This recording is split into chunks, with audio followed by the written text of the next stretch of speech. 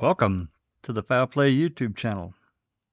Open mic number 142.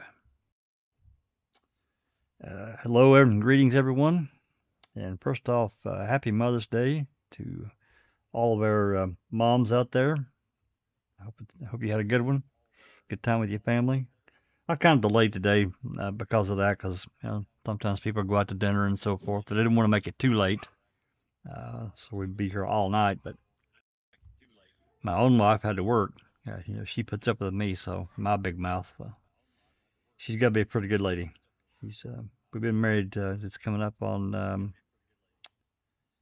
was it 380? Not 30, not 380, not 380 years. 38 years. I always get that confused. I hear crickets. That's what's funny. That's supposed to be funny. Jack, that's not funny. Sorry, I always tease her. Anyway, we've been married a long time. We got married June 29th, 1985. It's Literally, quite a feat to stay married that long. You know, a lot of people don't. So good. yeah. It's it's a commitment. It's more than a contract, really. It's a you know accepting somebody warts and all, and then the new warts that they get, right? That's just the way. Yeah. That's what Yeah. That's what marriage is. It's So anyway, enough about that. So I've been reading in the live chat and some of the prior um, lives that we've had, and this concerns civility, and this has kind of turned into a. I'm not really sure what it's turned into. It's really kind of mind blowing to me, and I don't. I mean, I get it, but I don't really get it. That, and I've had some messages from different people uh, ask me about it and talking about it, and some things that have been said. And look, we all get it. When somebody that's connected to the case comes into our chat, of course there's questions, especially if there's some polarizing events. This specifically, well, it's specifically and also to the side. It's not all about Barb, but part of it is. Here's the thing, folks. I just want to be as clear as possible. This is not a First Amendment issue. It's not us trying to censor any one issue. That's not it at all. And if you look at it on those terms, you're looking at it the wrong way. Because we're not stopping anyone from speaking. With that said, we have every right to run our YouTube channel the way we see that would best benefit us and the community. Now, we can sit here and be mad as hell about certain events. We can. But we can spit and hack and cuss and everything else. And I'm telling you, it will solve nothing. Anyone that comes into that is going to leave. And that's the bottom line. I wouldn't put up with it. And I'm sure they won't either. And I'm talking about Barbara, any other family member, if they come in, if you have harsh questions and harsh language for her, I'm sure she's going to leave. And that goes along with Earl or Chuck or anyone else that comes into our channel. I was asked a couple of weeks, well, actually about a week ago. So if Ken Kratz came into your YouTube channel, would you treat him civilly? And I'm like, if he was civil, I most certainly would be. Why wouldn't I be? Why wouldn't I try to pull as much information out of him as I could? That's with anyone else. Go ahead, Susan. He would never be civil. Well, no, he wouldn't. But No. I'm just saying that if he came in and Yeah. was civil and we could prove that it was him, absolutely. Yeah. Even though, a lot of the things he has done disgust me. Even recently. I mean, God, the video they did a couple weeks ago, there at the end of April. He said all kinds of shit in those videos that's simply not true at all. There's just no way. Avery reaching through the passenger side door to unhook the hood latch. Really? How do you do that? That's amazing. Anyway, back to the point. We strongly feel, even though, we all have our own emotions to deal with. If we don't treat everybody with the with civility, what's the point? I'm not here for a Jerry Springer YouTube show. I'll stop doing open mic if that's what it's going to be. I have no interest in that at all, and it solves nothing. We can be mad all we want. We can be upset all we want. But when you enter into a conversation with someone, if you're entering into that in anger, especially over your typing, you're not going to solve anything. I promise you're not. I've been down this road many times years ago. It solves nothing. Look at the relationship between guilters and truthers on Reddit and on Twitter and on Facebook, for that matter.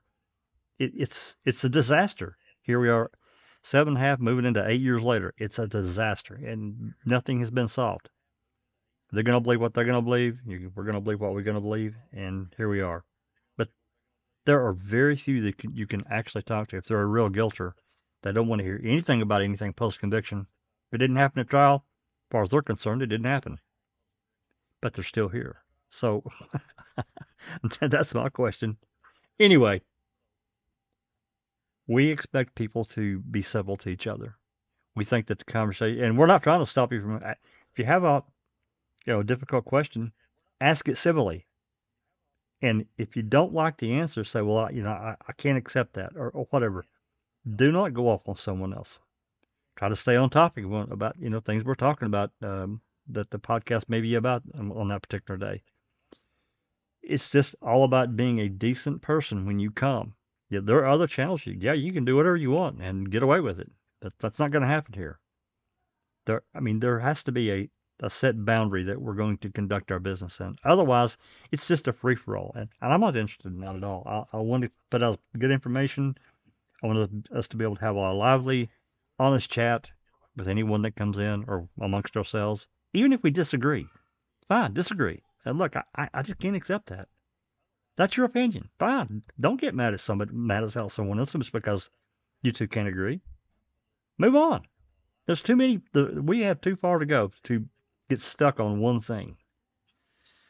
Anyway, is that clear enough? I was talking to Dark Side. I told her I was going to try to clear that up, and I mentioned it to the mods. Is that fair? What I said? I want to be Absolutely.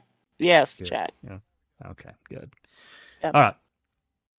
Well, I beat that dead horse long enough. So anyway, I'll let Cherie and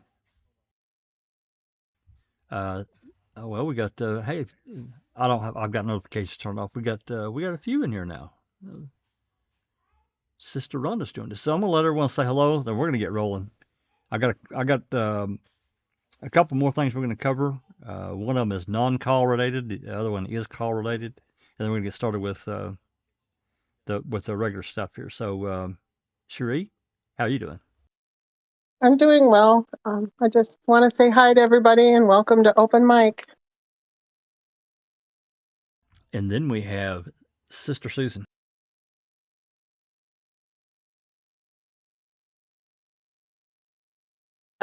Sorry, I'm slow to get to my unmute.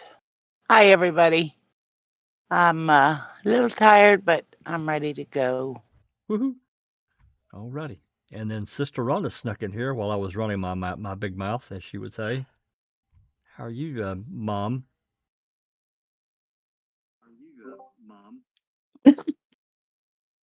Can you hear me? Can. Can you hear me? Yes. Okay. First of all, I only have a few minutes. I snuck away.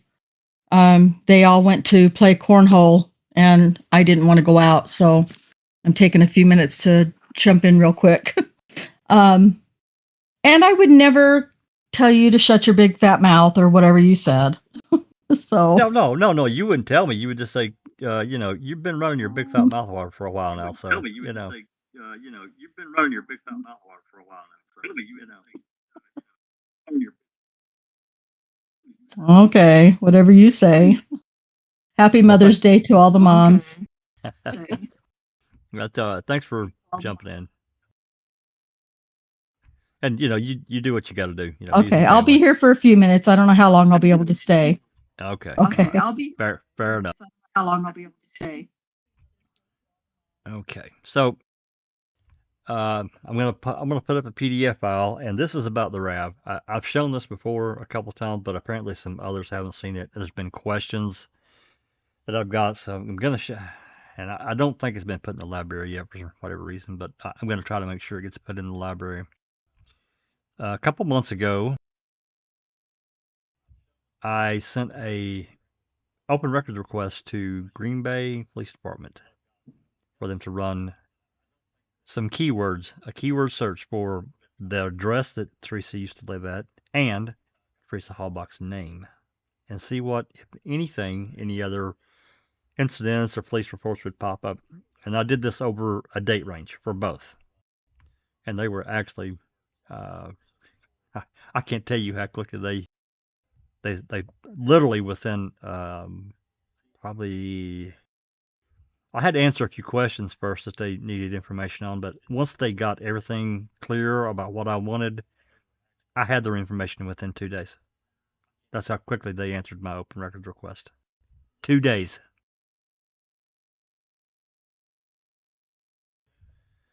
So anyway, this is it right here. So this is what I got from Green Bay Police Department. And the one that's really important here is about this minor traffic accident with that Teresa had. Apparently it was literally nothing, but whatever reason. The police were called. There was no damage. I don't, who knows? Maybe, I'm guessing one of them, maybe Teresa got irritated. I don't really know. The complainant was Teresa, and, it's hard to say. Anyway, what I wanted to point out, and I want to make sure my mouse cursor is showing up. If you can see right here what the officer wrote, blue Toyota, and then the black Chevy Lumina, blue Toyota. This was a year, basically. This was October 11th, 2004. So this is a bit over a year from the Halbach case. I've been questioned, is it possible that somebody could have went in and changed this incident report, this CAD comment? And I gotta be honest, I don't think once it's entered that it can be changed. I don't know that for positive. I think they would have to actually enter a correction down below, calling out what had been put in incorrectly. I don't think once it's in and the report is approved, I don't think it can be altered. But again, I don't know that for positive, but I think that's true. Anyway, I wanted to point this out. From a year prior, blue, which really kind of surprised me that, this would kind of, I thought there might be a little bit more, but there's only 2 reports. So anyway, I wanted to show this one more time. And then let me get this turned off. And then finally, before we start into the calls I have lined up, and I will tell you, there's not that many regular calls from the batch that we've been listening to. There's not that many left. So after that, I moved. What I decided to do was start over with radio dispatch on November 3rd. And and then it moves pretty quickly into November 5th. So that's another interesting little turn of events. Anyway, this next thing I'm going to pull up here is from Open Mic 132, and Darkside asked me about it, so I'm just going to play this little snippet, and it concerns the canine, the dogs, and this is again, this is back on November 5th, and there's been some other things that have come up about the dogs, and actually, let's play this, and then I'm going to tell you about something else I saw last night. Let me get this pulled over here.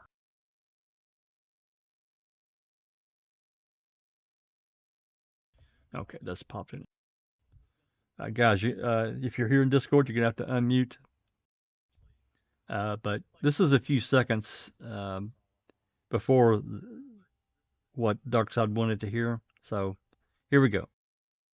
Okay. Which judge? The new one. Oh, Fox? Yeah. Okay. How many people you got out there? Personnel? 6. 6? Law enforcement, 17. law enforcement plus security around.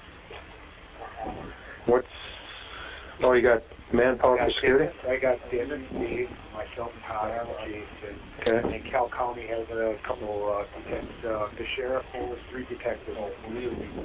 Okay. They're going to run the show. Is that the game plan so far? That's the game plan. We're kind of doing a support role. I've been trying to just get them supplies and whatever we're going to need here. We need the K-9 team en route, and then we'll also get our K-9s en route and ready to go. Crime labs en route? Crime lab should be en route. You can verify that with John. I'm going to back this up. Talking about the canines being en route. Is that what you wanted to hear? I hope Darkside's still here. It's pretty late for her, but you read this message.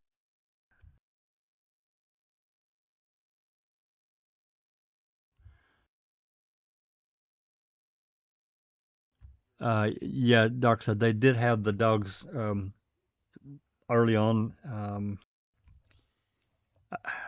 I'm 99% sure there's a call. This is an answer to your question about the canines being en route this quickly. There's a call, and I'm pretty sure it was a message that was left for. I don't remember which officer. I don't remember if it was Link or one of the other ones, but I think it was Link. I think it was Great Lakes Search and Rescue that left a message about they had services, blah blah blah. I think that's correct. So yeah, they had them on the way very early, and interestingly enough, the cadaver dogs were brought in first, not the tracking dogs. So anyway, hopefully that kind of explains. And I'll if I have time, I'll try to find that call where that recording was left about Great Lakes Search and Rescue calling in and offering their services and so forth. So anyway, we're gonna pop over and unless there's any questions or comments, we're gonna get started on what the rest of these calls from this batch of calls we started several weeks ago. And this is I originally had thought we were still at November 10, but we're on November 11. And again, there's only a few calls left before they pull out. And interestingly, I think this first call, well, actually, it comes. I think maybe I not even included that call, but we'll see. One of these calls, and I can't remember if I've got it in the list to listen to or not. I talked about here since the 9th, everything's been shuffled over to Calumet County, and it happened. There was another call. I'm not sure I included it or not, but nonetheless, it's in this little batch here. Right over to Calumet County. They listened, but they're like, let me get you over to Calumet County. Okay. So anyway, this first call, I think she says this is Baldwin, and she's calling. If you remember, the last time we did these calls, they were looking for Donna Avery, which is Chuck's ex-wife. And apparently the address she was given was incorrect, as we found out. So let's take a listen.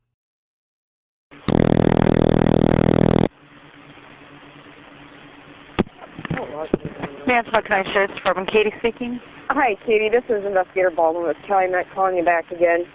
I was given an address for Donna Avery's house, and it was 14072 Two Creeks Road, and I'm having problems locating that. Can you help me out with that number or maybe a crossroad or something over there? Let's see what we got.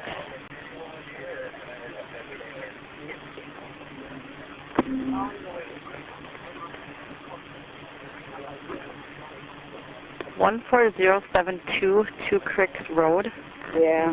And that's supposed to be Donna Avery, you said? Yeah. Let me see here. It's not sitting well. We got. How about 1407 Two Creeks Road? 1407? Yeah, without the 2.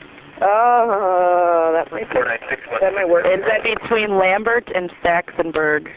Oh, okay. That's kind of close to County B there, right? Yeah. Not far. Okay.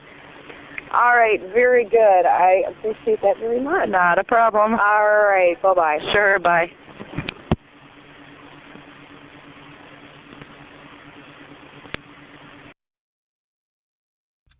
Okay, so she was given, either she wrote it down wrong or they told her wrong. I really don't remember which it was. Okay, this next call is this is a bit more interesting, and this call is about apparently Lieutenant Sipple from Calumet County is calling for Jason Jost. He wants to talk to him about it's their interaction at the burn pit on the 8th, which is interesting in itself. It's like, to me, I take this, we got to get our story straight. So let's take a listen here. Hold on, I'll grab the link.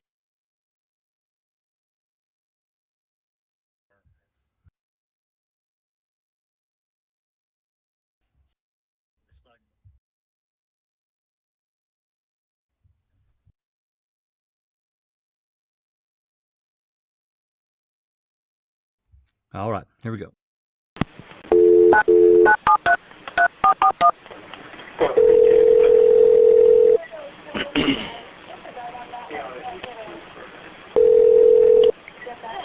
Hello, Greg speaking. Yeah, it's Jason. Yeah. What number is Kelly at, the lieutenant there? Todd, I think, is still out there. I don't know what that command post number is. Because he wanted to talk to me, I guess, about some of that stuff that I found. What stuff? Oh, in the fire pit? Yep. I thought DI agent or... you're the one that found it? Well, I directed their attention to it. Did you catch that? He's talking to Deputy Inspector Shetter. He didn't know. This is 3 days later. He didn't know that Jost was the one that was working his magic there at the fire pit. I know Shetter's busy. How could he not know? How could he not know? I'm gonna back this up so we can hear this again. This really blew me away the first time I heard it. All right, here we go. I thought DI agent or... you're the one that found it? Well, I directed their attention to it originally, and he wanted to know what time, some times for me, I guess. Oh, did Todd answer the radio? I didn't try him at all, so I don't know if Todd's with him or what. Yeah, he's out there. I mean, if they're out in the field, I can try and get a hold of them tonight when I come in, but I guess he wanted to talk to me to try and narrow down some times. Yeah, try Todd on the radio. Okay. He's right there by the command post, and then from there, if that not, I'm sure Kelly will be there all night because Brett was there last night. He did night shift duty last night. So I would say that... Kelly's the guy with the mustache. Yeah, mustache, a little bigger guy, a little pudgier. Yep. So, yeah, I'll always stop in there, and I'm sure he'll be there tonight, too. But Todd's out there right now. I'll see if he give me a call. All right. Okay, very good. Thanks. Sounds good. Bye.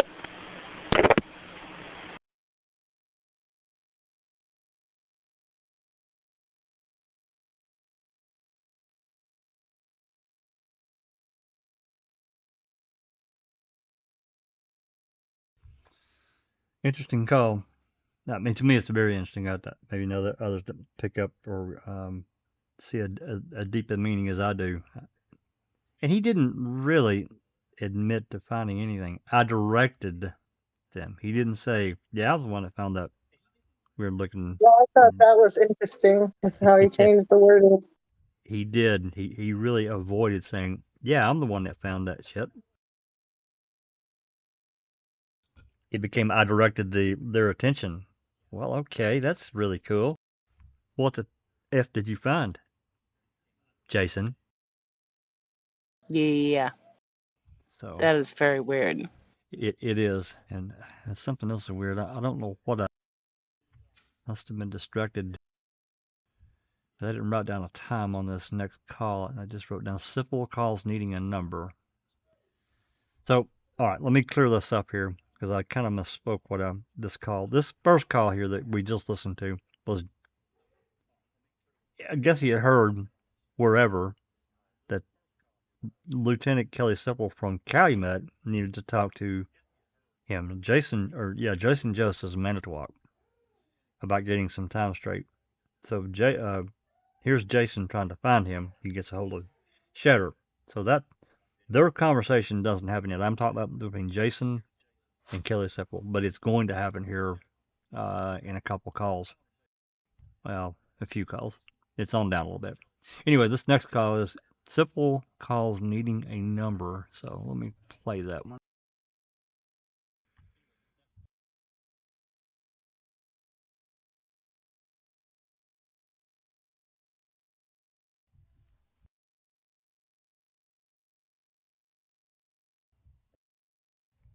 All right, here we go.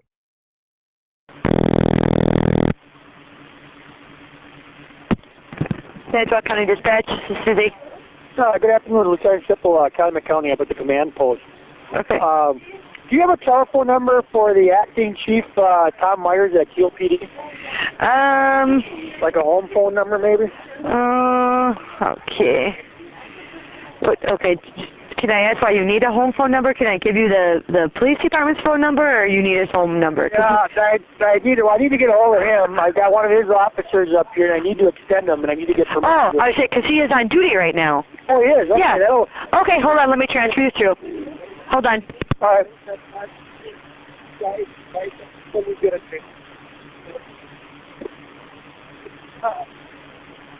In there for, should I? I don't. That's I assumed it was higher up. Oh.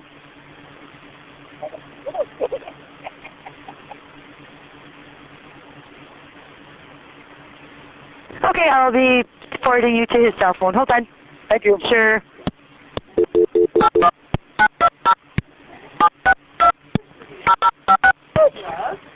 Shut up.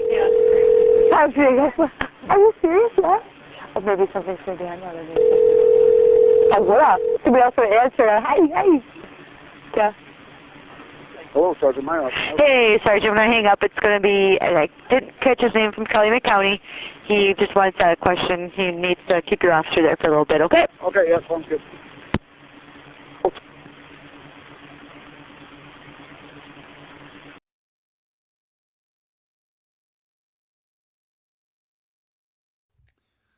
All right, and as usual, transfer call gets cut off. We don't get the other end of it, the other side. So, want to point that out too. So, this next call, get it pulled up here. This next call is at 6 o'clock on the 11th, 6 p.m. And it's Baldwin calling in. I don't remember exactly what the all contents are, but I did write down they talk about Whisper. And Whisper, as best as I can really kind of understand it, is it's like a sideband. And I don't know anyone that's familiar with anybody that's messes with CBs and that kind of stuff. They know what sidebands are.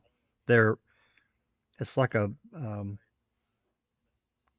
it's like if you look at a tape measure and you say it's measured off in inches, and then but a side of that is the between. So you got it, inch and a half. That would be a sideband. So these are step frequencies between two larger frequencies.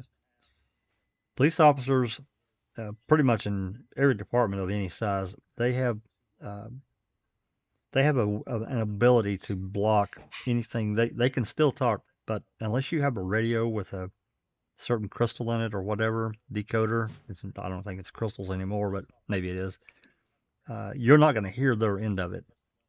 You're not going to hear them talk. It's just, you might hear the little squawk thing, little beeps that get transmitted.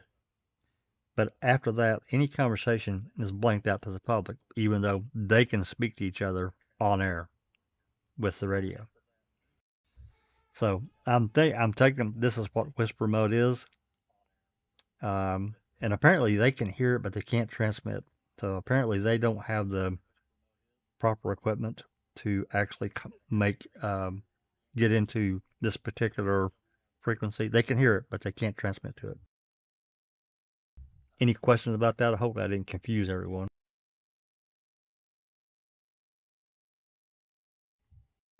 And before, yeah, sideband channels are actually the upper and lower has of the 40. See, there you go. It's like a between. And with the system, there's various companies that support the backbone of these radio systems throughout the country. Motorola is a big one. And I know that because I wasn't really into it a lot, didn't have a lot of time, but I was into it some. They had years ago, probably decades now at this point, they came out with what was called the trunk system, which basically gave them the ability to ghost anyone that was listening.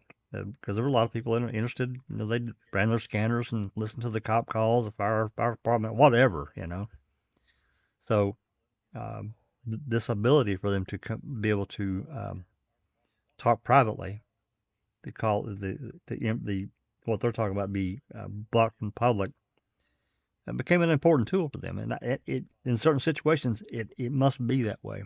It's just the way it's got to be, and I get that. I don't have a problem with it. They talk about this a little bit in this call. Hey, before we get rolling here on this call, I kind of waited. Looks like we've got a pretty good crowd. Susan, can you say hello to everyone in the live chat? Or did I put her to sleep? Did I put Susan to sleep?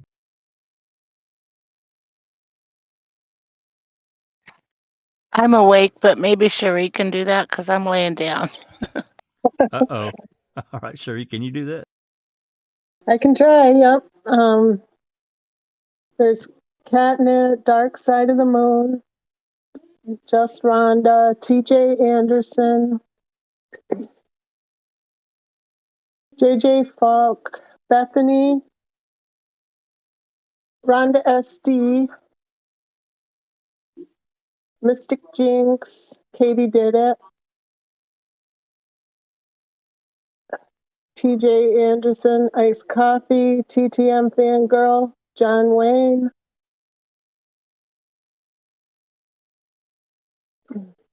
I saw Hugh Frazier earlier in there.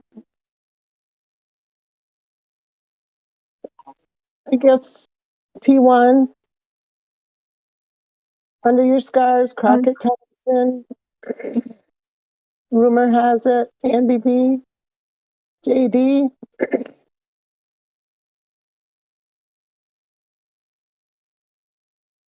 And I think I've got everybody. Oh, Ian Rose. James Crane. Oh, thank you. Is there anybody else that I missed? Cher.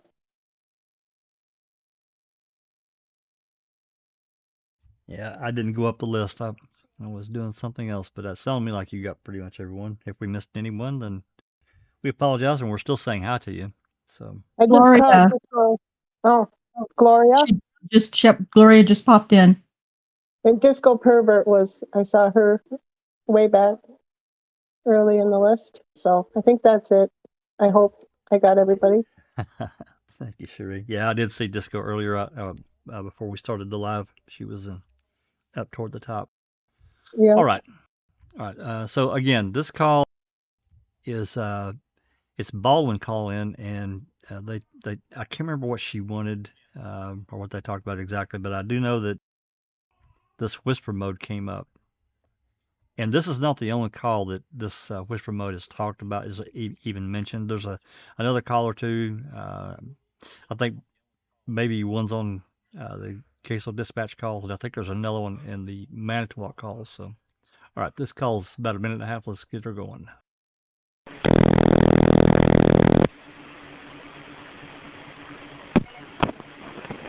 Manitowoc Sheriff's Department, Karen speaking. Can I help you? Karen, Todd calling. Hi.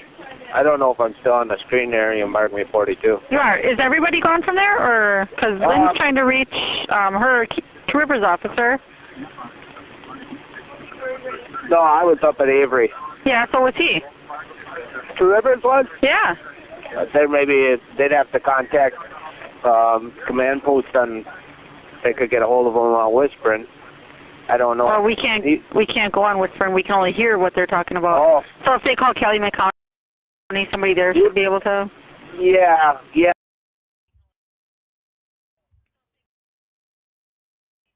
I'll pause it here just a second. You heard what she said. We can't go on whisper. We can only hear what they're saying. So, whisper is. I'm going to say this. This is what I believe. I don't know it to be fact, but it's county specific. They have their own closed system, basically sideband. It's theirs, and other counties may be able to hear it, but they can't transmit to it. And I understand why, because if this is specific to the county, they wouldn't necessarily want an outside agency talking on that frequency. So anyway, I don't want to layer that too much. I just wanted to point it out. It's really interesting to me. I wish we could get. I have inquired before with Calumet and Manitowoc, and was told we have everything that is available. I don't know that means that yeah, we've got it, but you can't have it, because as I understand it, whisper mode is still recorded there within each county. But I think they've got it, and they just won't let us have it. Because there are various calls within these radio transmissions that you hear with Manitowoc, especially some with Calumet too. You can hear them talking, and all of a sudden you just hear a bunch of whistles and clicks, and there's nothing. There's nothing there. And to me, that tells me they're talking on the sideband, and we can't hear it. Anyway, let's continue. Yeah, they had. If there's a Two Rivers officer up there, I did not have one. Okay. Calumet had him up there working a control point or something. Okay. Is Charlie Seidel still up there? Did you know? Charlie's still up there. Brian Knack was going to go up and relieve him, but they'll let you know on the radio. I just kind of forgot. Okay. And was there a Keel officer up there yet that you know of? I saw him up there yet. Yeah. Okay. He was, but again, he was working through Calumet. Yeah. Okay. All right. Sounds good. Thanks. And you're 42? Yes. Okay. Goodbye. Thank you. Bye.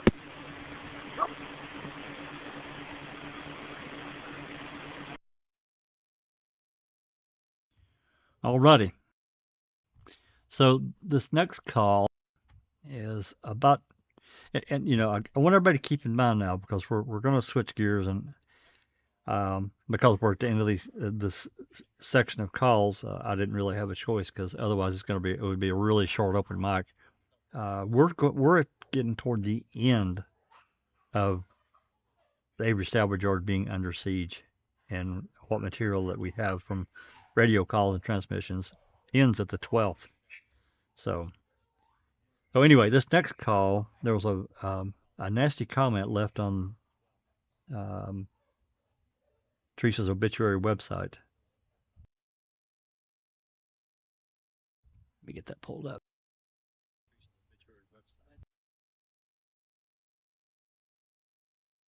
And this call came in at 6 p.m. This was at Calumet. What did I write down here? CASO calls Ryan about a reported website comment. There's actually two calls.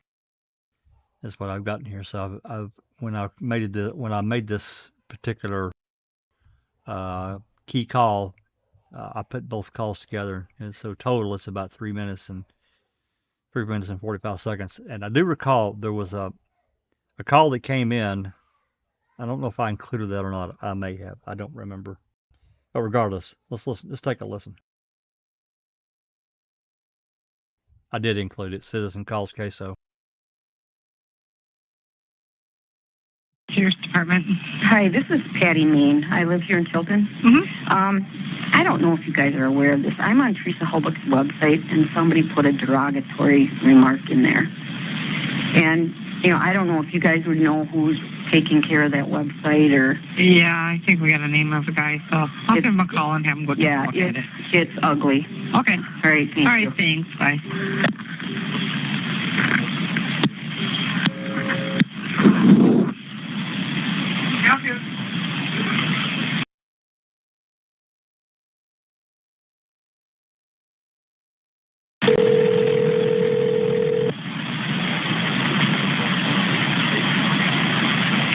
Hello? Ryan? Yeah. Hey, it's Lori at the Calumet Sheriff's Department. Hey there. I'm not sure if it's you or who's maintaining the website. Oh, we know that there's a nasty remark on the guest book. We just erased it. Oh, okay. I just wanted to bring it to your attention in case you didn't know. Somebody called in here and said that, you know, they saw it and they didn't like it and they didn't know who to contact. And I said, I think I know. Yep, and that worked because we already contacted the web designer who's in California, and he erased it for us. Okay, what was it? So they need to, Well, you know, I think so. Something's probably going to have to be reported about it. I don't know what, I mean, and basically I'll give it to you in the almost exact terms, sorry for my language. Or do you want to, do you have a way of emailing it to me? Would you be more comfortable with that, or do you want to tell me? It was basically to the point, it said the name was Stephen Avery. They signed in as Stephen Avery. Yeah. And basically said, you know, I fucked your daughter, I burned her and tied her up, and I'm sorry, but I needed some pussy. Oh, really? Yeah, which is horrible. Hey, Bladar. Okay. Department on the phone. About it, can he get all that stuff? The email address and all that? And I don't know what... Hold on a second, Ryan. Okay. 824.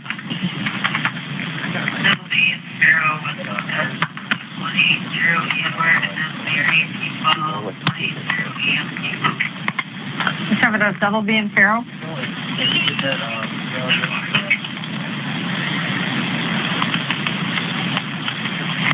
Okay.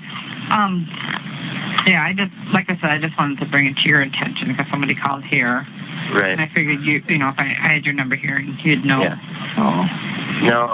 No, is this, it's, okay. Yeah, no, it is to our attention. Okay. I know the web designer says there's not really a way to get back to it, you know, you can put in any well, yeah, email you can address. you know, you can erase it, but so yeah, I don't know if we erased it. I don't know if we're gonna have to close it or what. Maybe, you know. Well, just watch it a little bit. So. Right, exactly. Okay, thank you for telling me though. Okay, and also just to let you know, I mean, I drove by that way on my way in. If you guys have any problems with people, I saw there was a lot of cars and stuff. Okay. And everybody's been good, and actually, I've been kind of pushing the press out of here and keeping people off the road, and they've been very good with it. Okay. Yeah. Just if you need any help, just give a call in here. Okay. Wonderful. Thank you. All right. Thanks. Bye. Yep. Bye.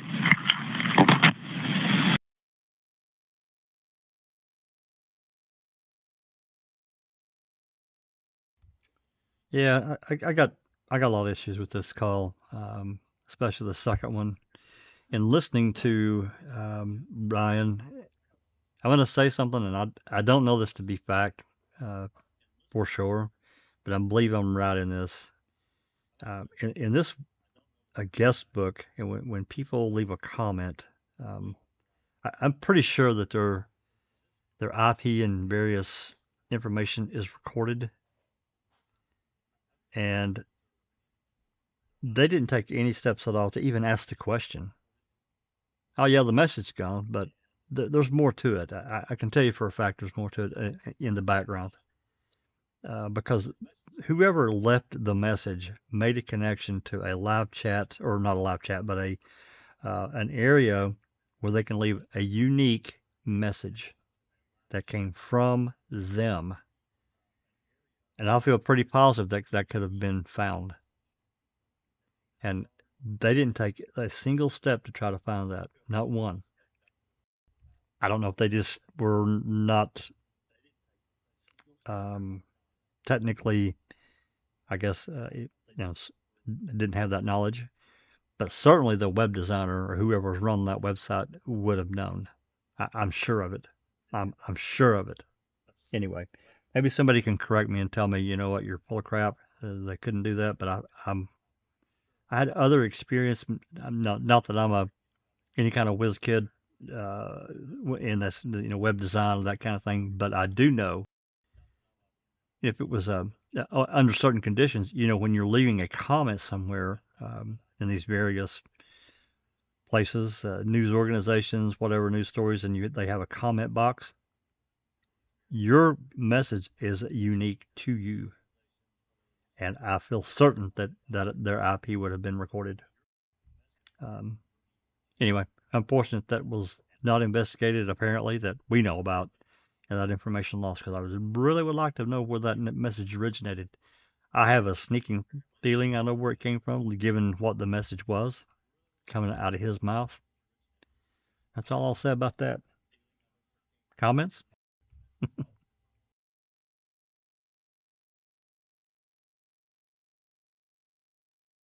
No comments. Okay. Anything from the live? I was going to ask what the date. What you may have said this, but I missed it. Was this the 11th? This call? It was. It's all. These are the. Yep. These are 11th. That call was at 6 p.m. on the 11th. So somebody pretending to be Stephen did it apparently. Yep.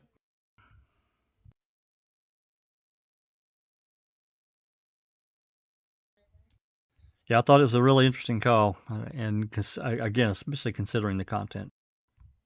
Anyway, and the lack of investigation and trying to find anything about where the message originated. They could have easily asked the question. I mean, they could have asked the question: is there no way to trace where that came from? So, anyway, all right, let's move on. This next call is the one I was talking about, the call between Jost and Siffel, and this is I thought this was also a very interesting call. The Siffel. Well, we'll just listen to the call. So here we go.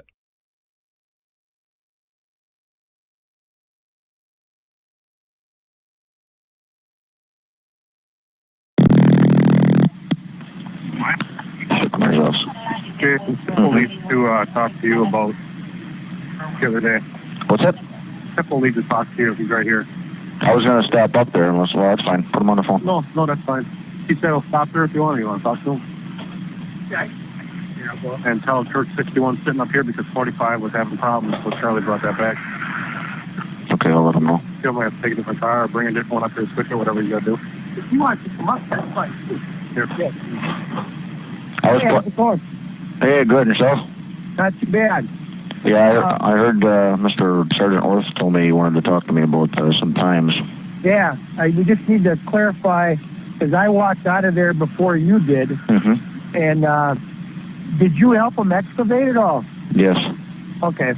I'll need you to do up a report on that.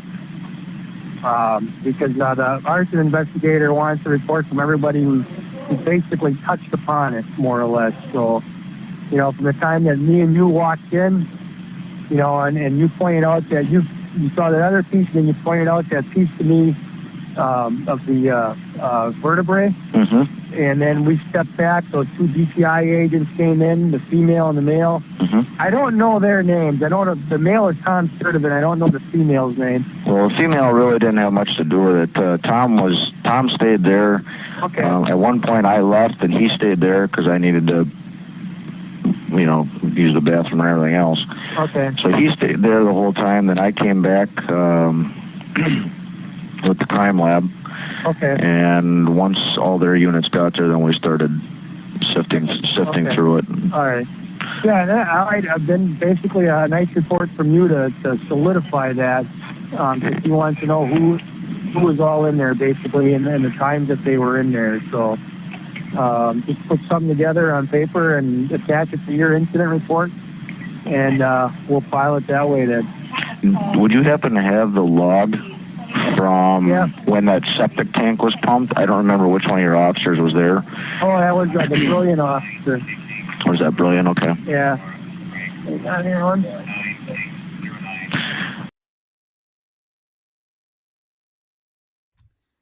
Yeah, I pause this right here. I'm not sure how many people, because this is really very little talked about, but they did have Avery's septic tank pumped. That's gross to think about, but I guess they thought maybe he did whatever at this point, and somehow she ended up in his septic tank. I don't even want to think about. I don't because as far as I don't know what they did with any of that.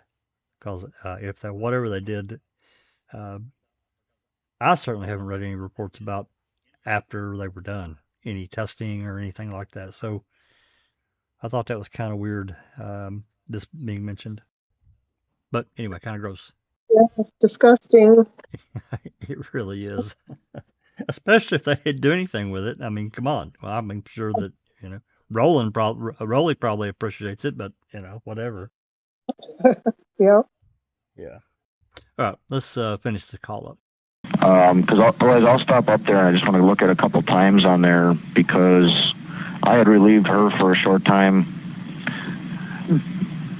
Then when she came back, that's when I decided to come and talk to you about that. Oh, okay. Then then the two of us came back, and then that's kind of where it progressed from there. Yeah. So. All right, why don't you stop out then? I'll do that. I'll dig that log out, and I'll have it ready for you then. Sounds good, Phil. All right, take care. Thanks, I'll take Bye. Bye.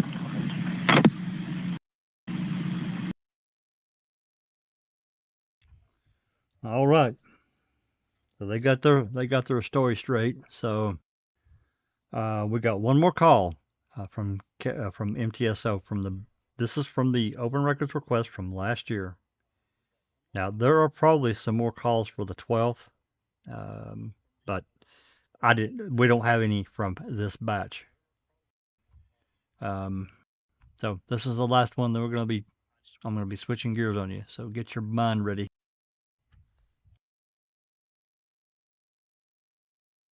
Actually, this is on the 12th. And this is the last one we got. It's not very long, and it's about a guy calling in. He talks about the cops being gone or whatever, and he wants to sight his gun in, and he wanted to basically make sure it was okay. So it's not a very long call. You'll hear what he says. Here we go.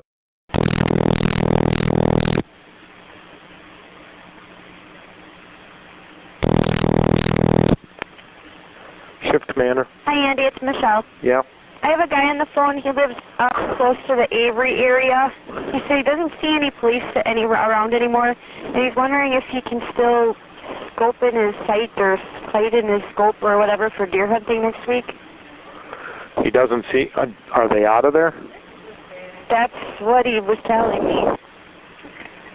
I noticed that the crime trailer's back and stuff. Is he going on to the Avery property to do that? I didn't get any more specifics than that. I didn't even know what he was talking about, so I thought, well... I would just tell him if he's doing that on his own property, that should be no problem. Okay. If he's planning to go onto the Avery property or in Josh Radonce's pits, he should stay out of there. Okay, I'll let him know that. Okay. Thanks, Andy. Bye. Bye.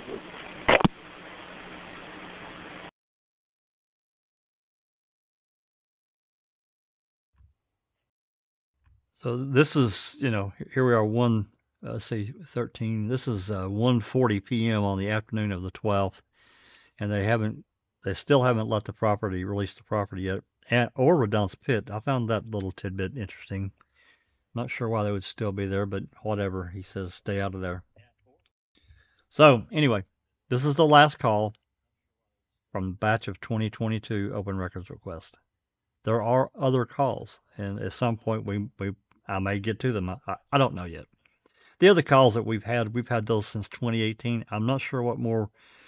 There's probably some that we can probably go back and re-listen to that are not in this. There are some that are repeats. I will tell you that, but I don't know. I'll take a look at what we already had from 2018. Maybe we'll do something else. It's always interesting to go back and re-listen to this. Which brings me to my next subject. What I'm going to do now, since this is the last one, I was going to go a different direction, but I think this is the best thing to do. We're going to start radio transmissions from last year's open records request, starting on November 3rd. Now you're going to see it's going to quickly jump to November 5th. There's nothing for the 4th. We have not one radio transmission for November 4th from Manitowoc. Anybody that doesn't find that weird is just not being reasonable at all, in my opinion. So, Cherie, Rhonda, is there any comments before I get this pulled over here? We need to get to. Wanda had to go, but somebody earlier, I think it was Ronica, asked about whether they had VPNs back in 2005. I probably referring to that post on the memory site. Yeah. That's a good question. I'm not sure. They probably did at that point, but I never really used. I think maybe a couple times I may have used a VPN, but I don't really remember when those originated. But I'm guessing about 2005. Probably virtual private network. Okay. And somebody, Bethany asked, was the call to Stephen about the lights in the pit a first failed attempt to get him out of the trailer in order to plant the key, but failed, hence the break-in at his back door? That's a good question. Possibly. But, Okay. I mean, personally, I believe that they brought the key with them on the 8th when they found it in air quotes. Yeah. Yeah, I think they brought it with them. And whoopsie, what's that? Oh my God, you found the keys to that Toyota. Oh God. Andy, quit screwing around with that record cabinet. Get over here. Yep. I could do all kinds of comedy skits on that one. It's such a ridiculous story. Yep, it was. Yeah. So, all right, anything else that you can see, Cherie? Oh, JD asked what the date was. Did you say it was the 12th of this last one? The last call was, is 1:30 or 1:40 in the afternoon of November 12th. Yep. And this is the day that, that afternoon they released the property back to the Averys. Okay. All right. Anything else? Not that I can see right now, no. Okay. Well, I'm going to put everybody back in the mindset. Now, I know we're at the end of those calls, but you need to step back. Now, you need to go back, 9 days. And we're back at the origination point of November 3rd radio from the radio transmission side. The radio calls clearly have a different flavor and different tone because you're not talking to civilians calling in to report something or ask a question or a news reporter. These are cops talking on the radio or a dispatcher calling, vice versa, the cops calling into dispatch. It's uncivilian related.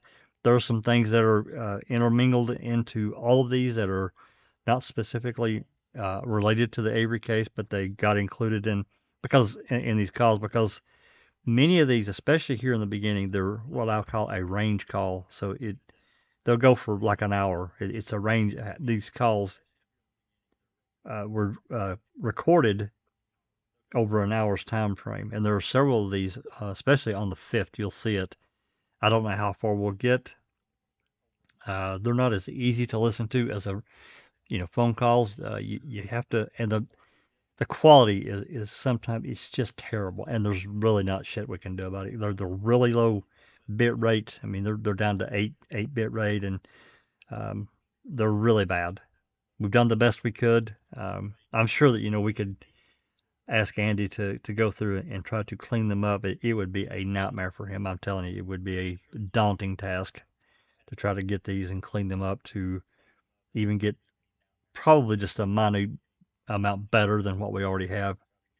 If there's something that you hear in the transmission or you think you hear, stop me and I'll back up and we'll play it again. More ears are better. I've got I got about 30% hearing loss in my right ear. I've got headphones on, and they do help tremendously, but I got about 30% hearing loss in my right ear. Happened years ago. Place I worked at, a machine that I ran was to my right, and it was loud, and it damaged my hearing. This was back in the early 80s, really before OSHA stepped in and said, hey, you need to have hearing protection for these people because it's above a certain decibel range for a certain amount of time. Whatever. So anyway, if you hear something or you think you hear something that I don't necessarily point out, stop me. I'll back it up or re-listen. Because I guarantee you, you're going to hear things you think, man, I never heard that before. So here we are, November 3rd. This is at 9:21 at night. I believe this first call, they're on their way to the zippers. And you're going to hear Remaker, you're going to hear Colburn, and there's other calls here. As this is a short range. It's only a 3-minute and 30-second call. There's others are going to come up that are longer. So let's take a listen. Here we go. 416 dispatch. 416, go ahead. 4164. 10-4. 432. Go ahead. One route. Copy. I'm in the church driveway right across from the residence.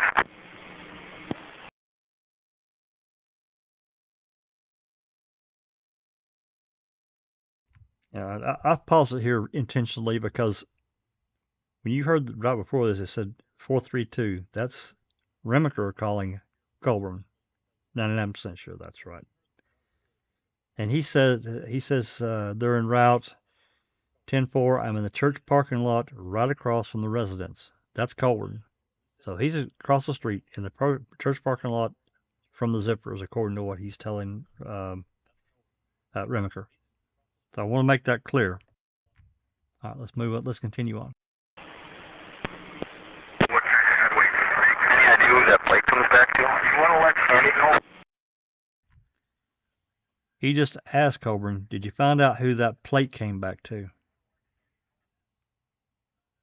Everybody hear that? I hope you did, because this is specifically related to Colburn calling into dispatch and wanting to know about SWH 582. So clearly there's been some conversation already about some plate that Andy has found, one way or another, no matter what. This was never brought out in Making a Murder or anything else. We don't know where the origination, as far as I know, there's no other radio transmissions or calls even related to this right here. And this was a big contention point in Colburn's lawsuit between him and Netflix and the filmmakers. I'm going to back up 5 seconds so we can hear this one more time.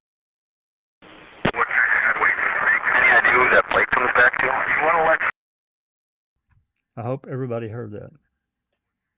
Find out who that plate comes back to. And listen, I want you to listen to Colburn's reply.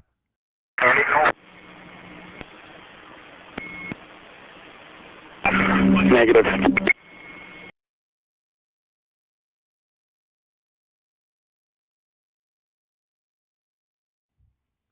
Colburn says negative. So, again, this is at 9:21. And what happens at 9:22? Does anybody know? Cherie? That's when he calls Lynn to find out, or to says about the 99 Toyota. And, that's right. That's exactly right. He calls dispatch and asks about that plate. So where did the conversation originate? Remaker would surely, if Colburn told him, hey, I've got this plate, SWH 582, or maybe he didn't tell him. What was that conversation? Because clearly something's been talked about prior to him originally asking him about this plate. No idea where this comes from. If he had mentioned this plate, what it was, Remaker would have surely known or had the information with him, even if he hadn't memorized the plate number. I would think. I don't know that. So anyway, I wanted to point that out. To me, it is a big deal because Yeah. clearly there has been some conversation already prior to Remaker asking him about it. Had to be.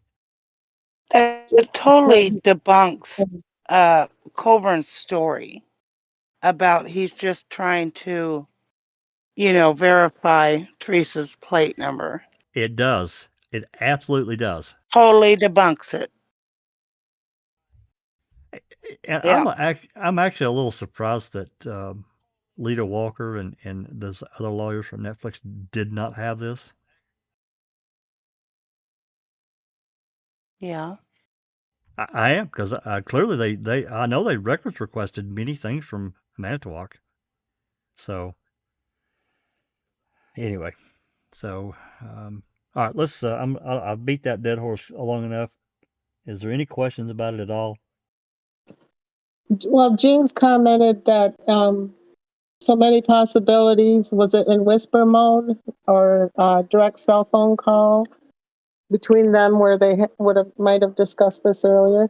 It's possible it was in whisper. It is because you could. I mean, it probably didn't happen during this little exchange because you could hear some clicks and pops and whistles. And I don't know if that's just somebody because I don't know if that's just somebody keying their mic because those radios, you hear it all the time in these calls. When they key their mic, you hear that background. It's a tone, and that's intentional. But there are other tones that come across that are different than the regular just key in the mic. So I don't know. Jinx could be right. They could have had a conversation in whisper mode prior to this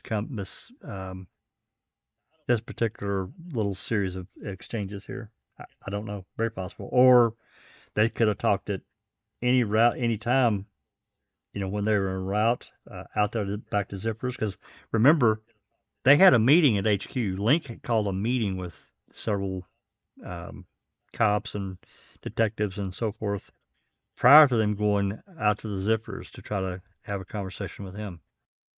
And that was I think it was at 8 or maybe 8:30, something like that he called this meeting. So, because I believe that, I'm going to say it wrong. I don't remember what time Colburn's shift was supposed to end, but I think he was there longer than he was supposed to be. Worked overtime that day, but I can't remember. I don't want to say that wrong. Anyway, I don't know. It's a good question. I just don't know the answer to it. So, all right, let's continue on.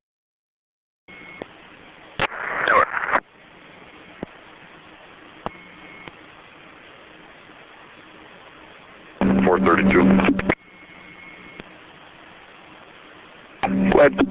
You got a phone?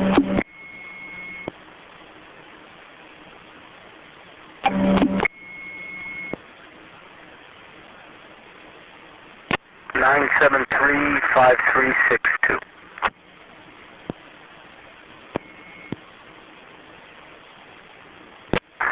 Dispatch code. Red 278 on code. Myself, 432 and Cal calling. I'll be out at a residence on B-Boy, just south of 310, east side. 10-4.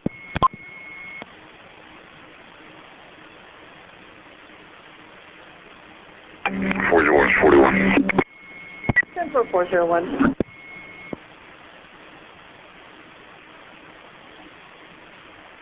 Four 32 dispatch, can you run a 28 for me? Go ahead, 432.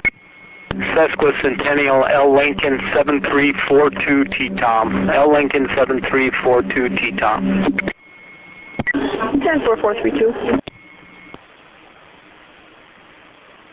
They're clearly running a plate. Dispatch to 432 with your 28. Can you just hold it for now? 10-4.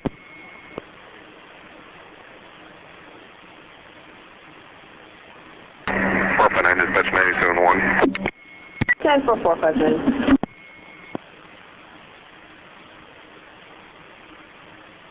Four 32 dispatch. 432, go ahead. Could you look up the George Zipper residence again, 4433 County Highway B Boy, and give it a 21, ask him to come to the door. 10-4.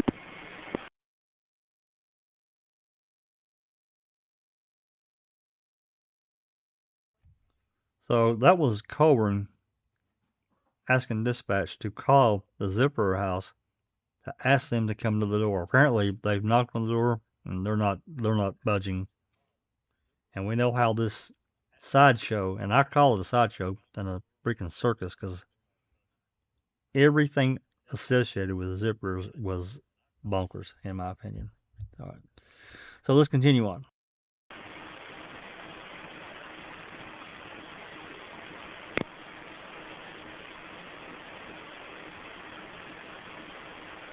(432) dispatch. 432, go ahead. Any luck on the 21?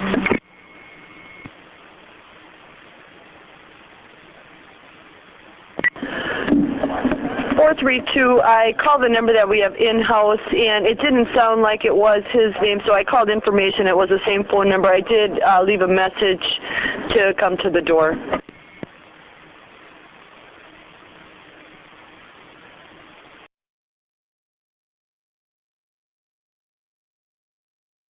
All right, so that ends the first call. So, and they're at the zippers. So let's move on. And I think this is, let's see, I think this is a shorter call, and I've got written down, dispatch wants to know if they made contact with George Zipper. So, Jack, was he at Zippers when he made the license plate, the Teresa's plate call? He had to be unless he lied about being at the church, because the church was right across the street from the Zipper residence. We've looked that up. Yeah. Yep. Wanda and I and Jim were sat in that church parking lot for a bit, taking pictures and stuff. So yeah, it is pretty much right across the street. Yep. I think just slightly Chicago-eyed a little bit, but not much. Mm-hmm. Yep. So it's interesting there, but because of the time range of that call, so he had to have made that call really right after talking to Remaker at 9:22 is when it's recorded in the dispatch log. So this next call is really short there. You can see it's only 14 seconds.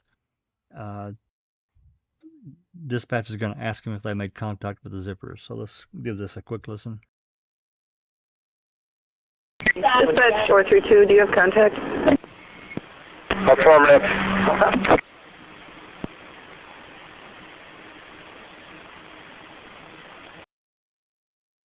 So this was at 21:59. So several minutes later, and not too long before they leave. I know they were outside before the zippers let them in for several minutes. I don't remember exactly how long. Maybe 10. Maybe 10 minutes before they let them in. Something like that. I don't recall. It was weird though. Talking to them through the window. Shit. Anyway, they've made contact. It's almost 10 o'clock. Let me pull up the next call, see what I got written down.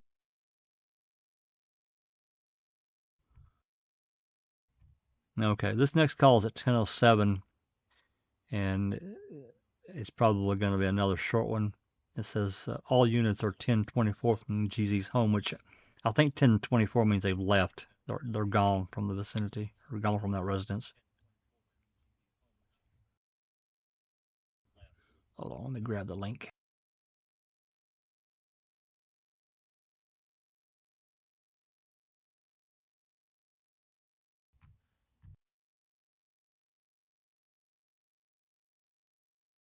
Yeah, it's another short little clip here. It's only 24 seconds. And I want everybody to understand that these clips that I'm playing are as we got them. They've not been changed. That's why you see the MTSO 2005 and how it's written at the bottom. Those were copied directly from the actual file name itself. So anyway, let's listen to this real quick. 432 dispatch. 432. All units are 24 from the County Highway B address. 10-4.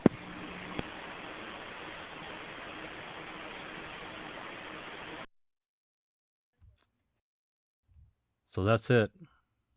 They've cleared the residence, got their statement.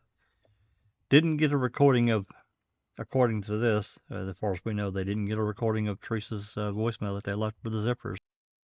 There should have also been a voicemail from dispatch on that recorder as well, because the call before she said she called and left a message, so that call should have been there as well.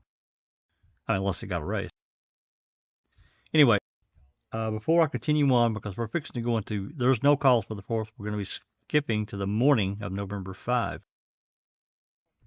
Are there any questions or comments that we need to get to?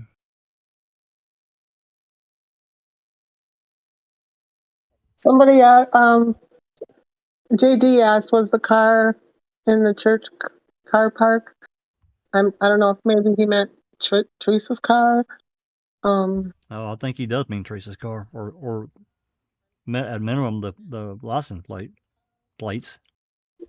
One of the, I don't know.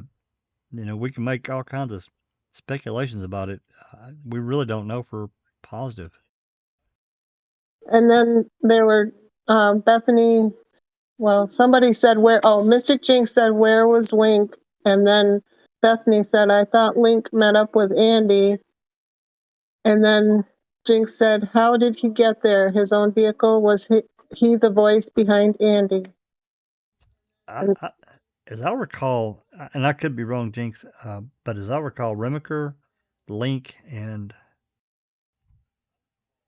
I think one other, maybe Dettering might have driven his own car, but I thought they rode together out there and met up with Colburn, and that's when they approached the zippers. There's 3 or 4 of them. I'd have to pull up the report to refresh my memory. I haven't read the zipper report in quite some time, so I can't remember for sure.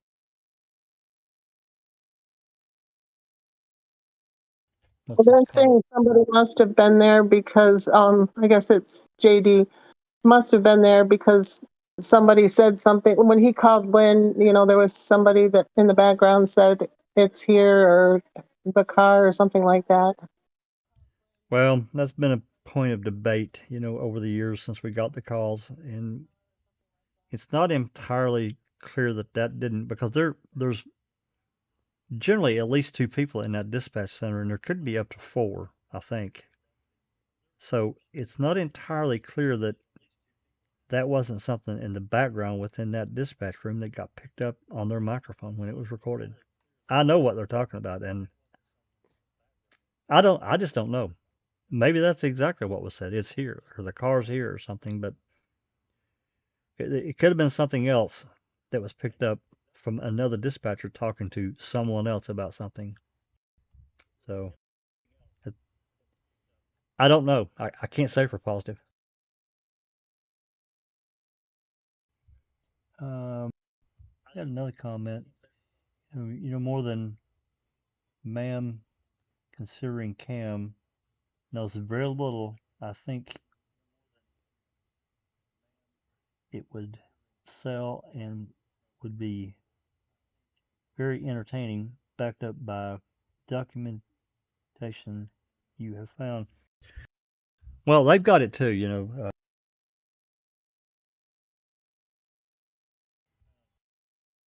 to James Crane. Yeah, I can tell you that Brenda Schuler has more documentation than what we've got that's not been released.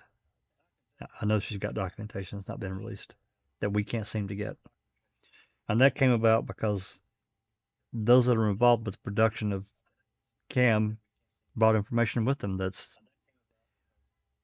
we'll see how much gets shown on the screen, but I know they've got it. I know that they've got a lot more photos than we've got too. Don't they want to share the truth, their truth? You know what I'm saying? I'm just surprised they don't share it.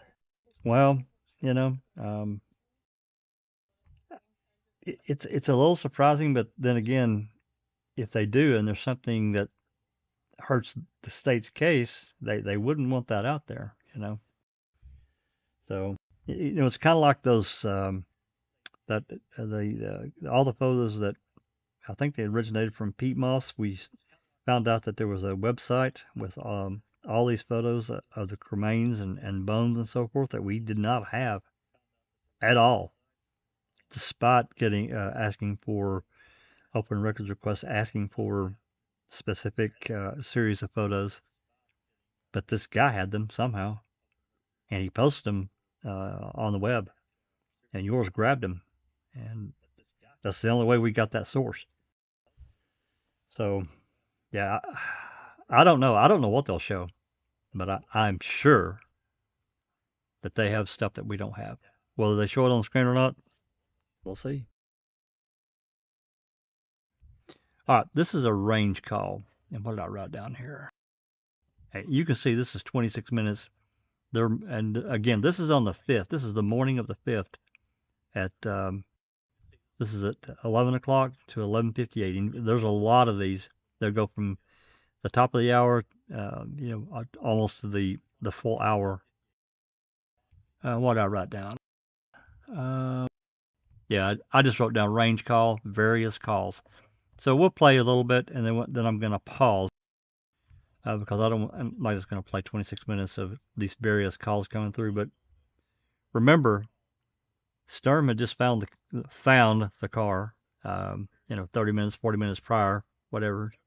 So they're running around like a bunch of chickens with their heads cut off. There's a lot of things a lot of moving parts here. They've captured some of it, but I'm sure that there's a lot that was not captured, and we just simply don't know. Plus all the cell phone calls that we have no record of. So let's listen to a few minutes of this, and then I'll pause it. All right, here we go. 405 dispatch. 29.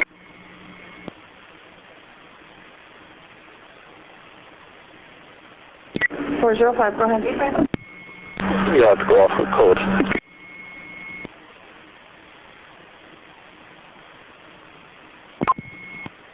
Go ahead. Last name Paul Henry, Ida Lincoln, Ida Paul Sam, first name Gregory, middle A Adam, 8169080169, male. Jumper.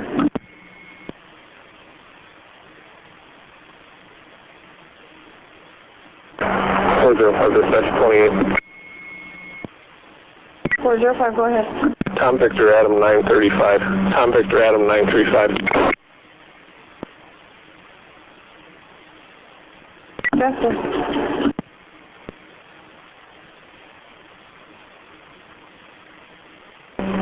C319 dispatch.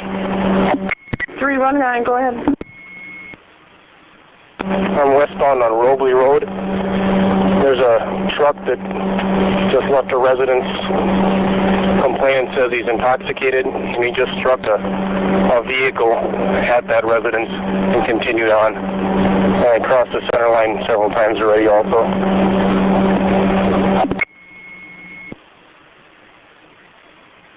$499.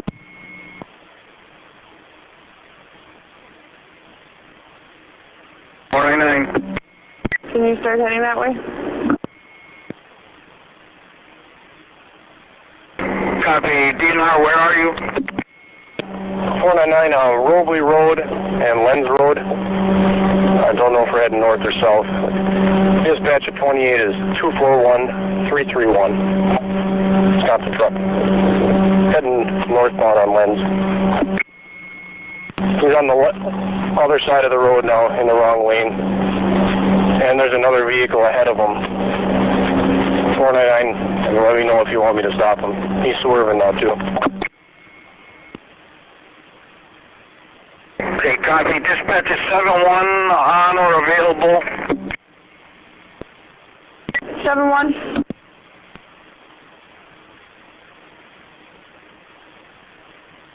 Dispatch 7-1.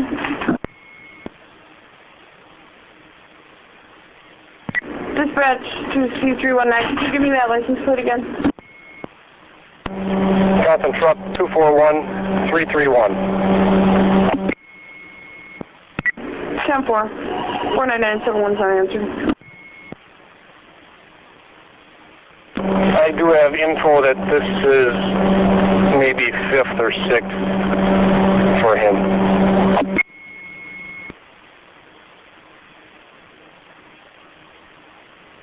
If you can make the stop, go ahead. I'm quite a ways away. I'll step it up. 10-4, we just turned westbound on 151. Dispatch, I'm assuming no troopers working.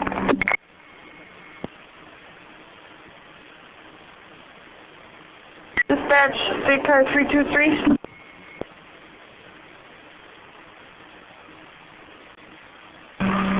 State 323, Manitowoc, copying. I'm on a traffic stop I-43 at milepost 168 right now.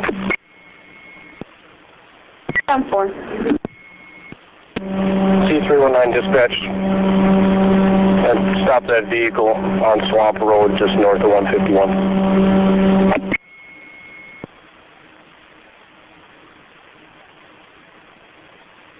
Four 452 10100. 10-4. Both units including 278. 10-4. Still want me to hold this party up here? 10-4 holding it. Yes.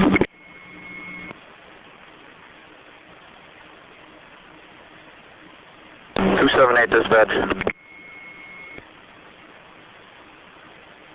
278. Page out 204. Also will need 209.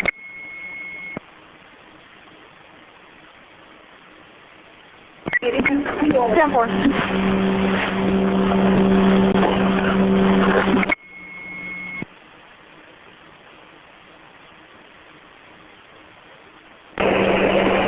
Calumet 8152, Detective Remiker. Go ahead, confirmed. Okay, we'll be there. We're just getting off the ice, we'll be there shortly.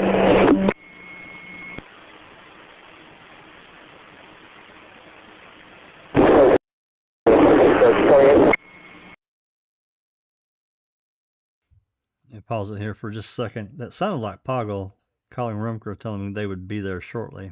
And I'm assuming that means Avery Salvage Yard. So if they left Calumet, it's a little bit of a drive from there to Avery Salvage Yard. So they had to. I think it's 40 miles, but I've never really measured the distance with Google Maps or anything. But I do think it's 35, 40 miles. So if they got off the phone at basically 10:31 or I think that calls 5 or 6 minutes, but with Pam Sturm. So they had to go run and jump in the car and roll pretty quickly to get there. Let's just say 11, and we're 5 minutes in, so 11:05. Yeah, they had to roll pretty good. Let's continue on.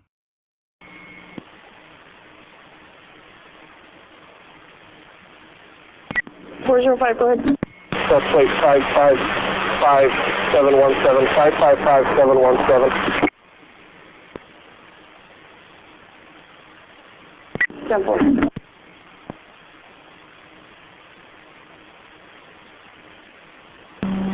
C319 dispatch, 1027. Can you hold on one moment to 319? 10-4.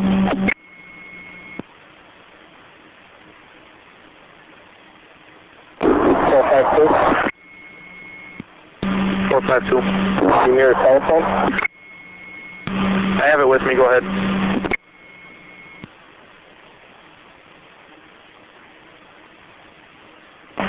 State car 323, Manitowoc. 323. I'm clear from the traffic stop. Do you need me to head down by 151 inland? Negative 323. 496, are you going to need them up there? 10-9, I have a state.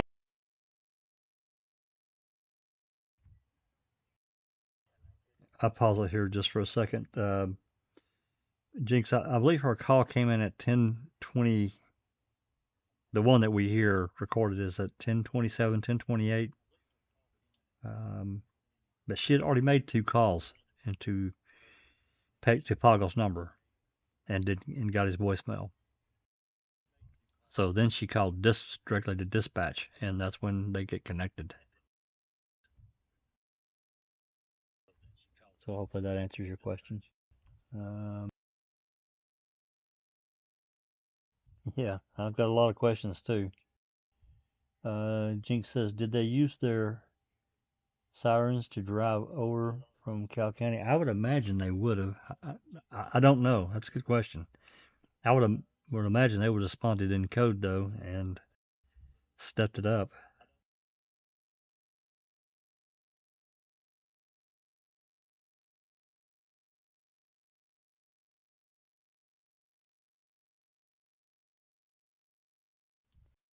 Yeah, I'm not sure how long it took them to, after the call ended, for them to go run and jump in their car and then haul ass over there.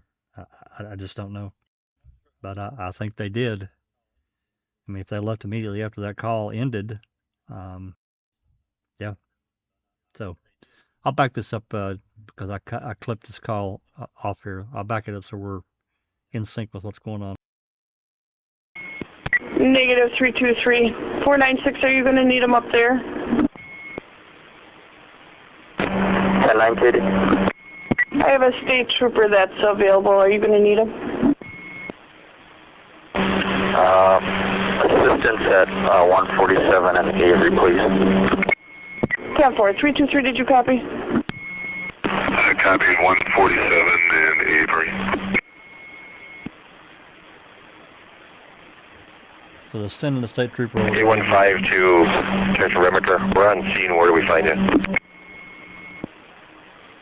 Just go straight back. Don't turn off. Straight back all the way back. 10-4.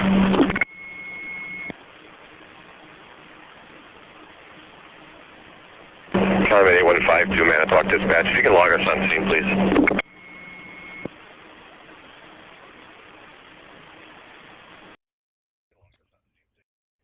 So that was Poggle. You heard him say, we're calling for Remaker. Where you at? Where can I find you? He said just head straight on back. So, and then Poggle tells Manitowoc Dispatch to log him on scene. All right, let's move on. Calumet County, are you calling? Affirmative. Would you mark us on scene, please? 10-4, will do.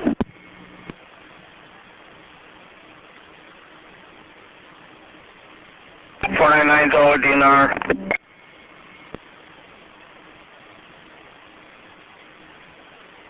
Two 278.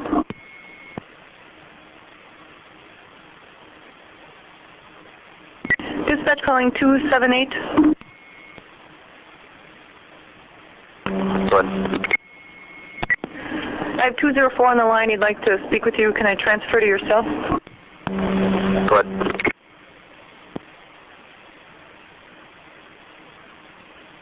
278, I also got a hold of 209. He'll be enrolled shortly. Thank you.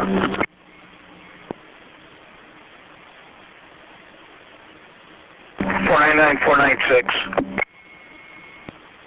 Go ahead. I need to give you our 452 at 21 ASAP.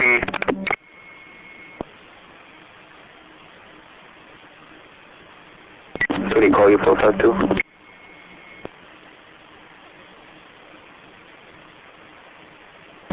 .452, were you indicating I can call? Go ahead. 62's phone.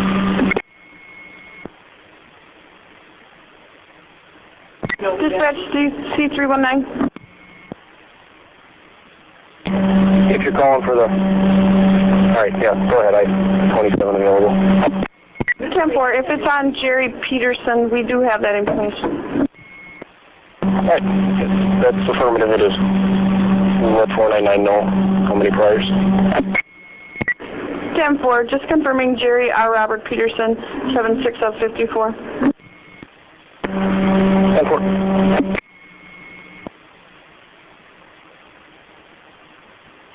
It is showing 2 priors.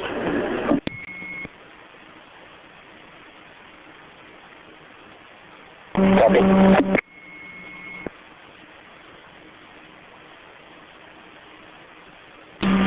452 to state 323, state unit.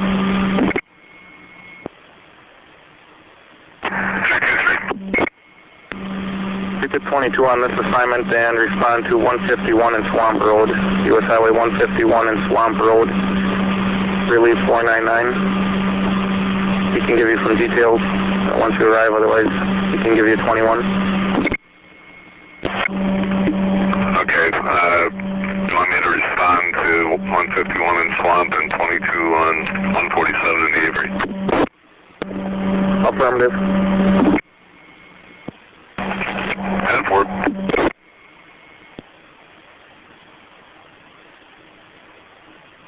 Dispatch 278.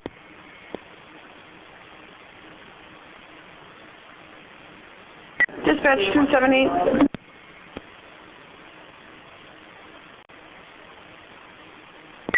Dispatch to 278. Go ahead. 278, I realize you're busy. I have the jail that stated there's a subject up in the lobby wanting to speak to you, and it was a meeting that was arranged.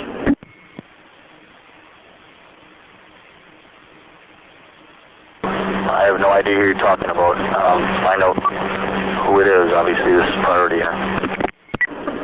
10-4 on cord, can you copy?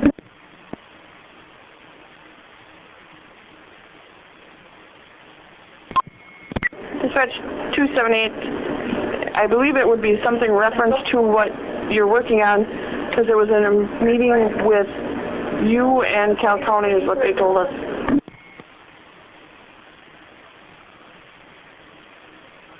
Is it the media dispatch? Negative, we're getting a name now.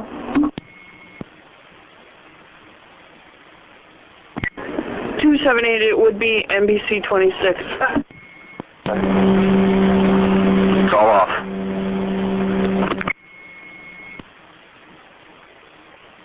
It was pre-arranged by Cal County. We will not be there. 10-4, Jill was informed to send them away.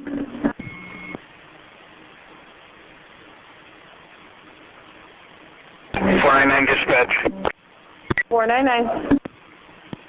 I'm heading from this location. I'm headed down to the Robley Road location where the incident started. The warden will be standing by waiting for 323. Stand for.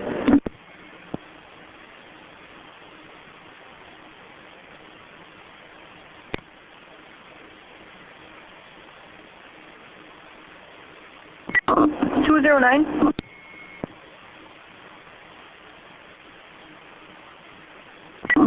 Zero 09.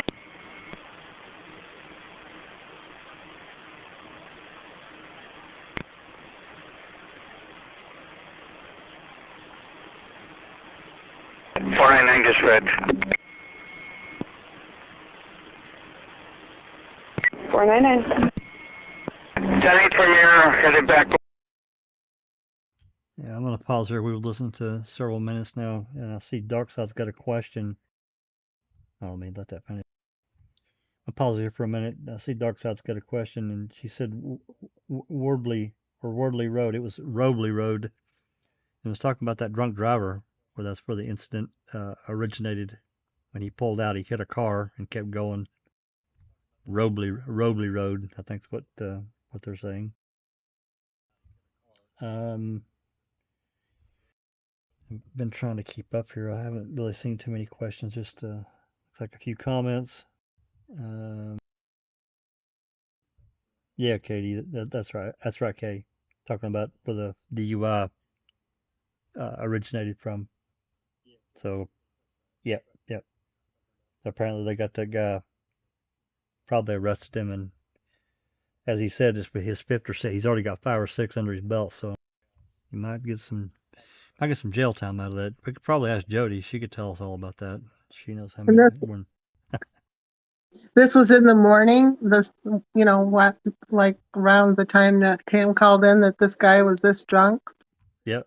Yeah, whatever Wow. happened at that residence. I'm not sure why they included this call. It's not really, related to the case, but I guess it just got trapped in this series of calls, so they just didn't remove it. Oh, Yeah. As far as I know, it's completely unrelated to the Avery case at all. Alrighty, I'll back it up 5 seconds and we'll continue on.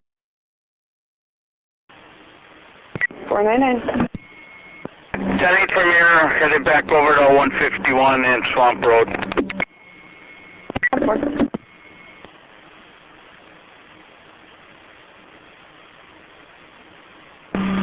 452 dispatch.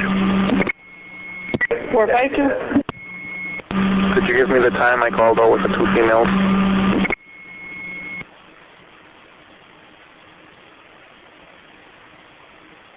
1059, 1059.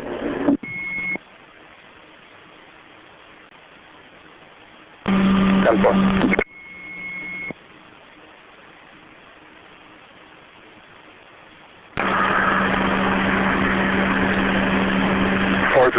Dispatch is 73 on. Negative.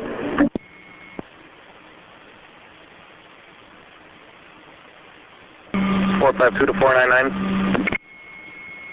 499. Are you able to break now and head up here? 10-4 in a minute, I'll be on my way. 10-4, get 405 at 21, you'll fill in on something.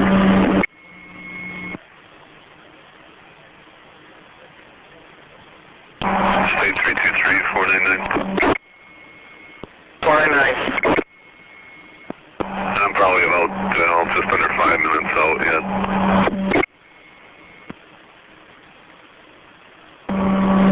10-4, everything's 10-4 here, there's no problem. 10-4, I'll get the info from C319 then. 10-4. 10-4.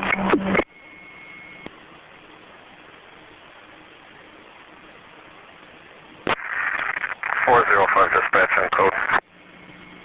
405. I'm going to need a 1029 run. Looks like a 99 on a party that I've got here.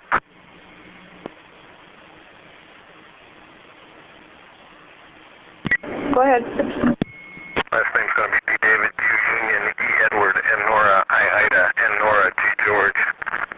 He gave me first name of Lee, however his 27 comes back as Leslie, L-E-S-L-I-E, middle W. William, 35 and 66030566. It's going to be one of ours. 10-4. 209 dispatch. 209. 10-8 from my 9276 HQ. 10-4. 209 when you head out, if you could take an extra portable for 193. 10-4.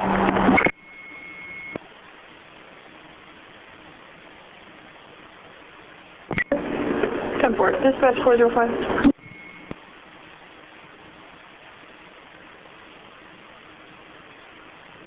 405. Go ahead. I have warrant in hand. Body only, correct?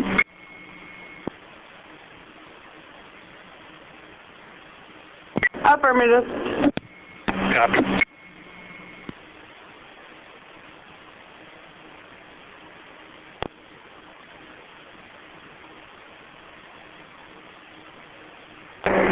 Dispatch.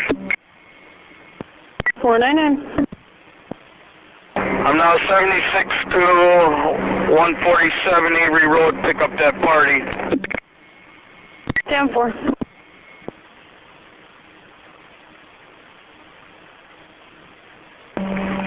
State 323 Manitowoc, you can put me 1023. 10-4.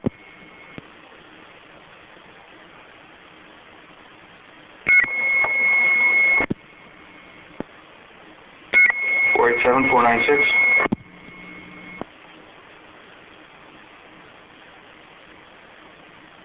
Go ahead. Let me get a chance. Give me a 21 on that 4224.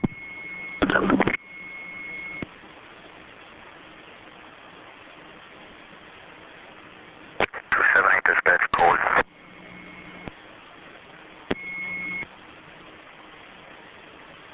You're going to need to get a hold of the crime lab for their evidence response to start responding to this location.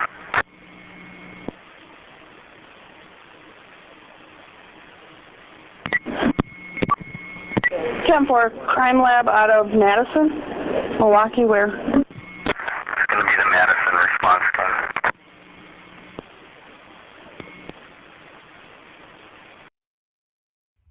Okay, this is going to pause it here. So if this call started at 11, or roughly 20 minutes, I mean, it's not an exact thing, right? Because it's a range call. We don't have an exact time for each call. So 11:20-ish, 11:25.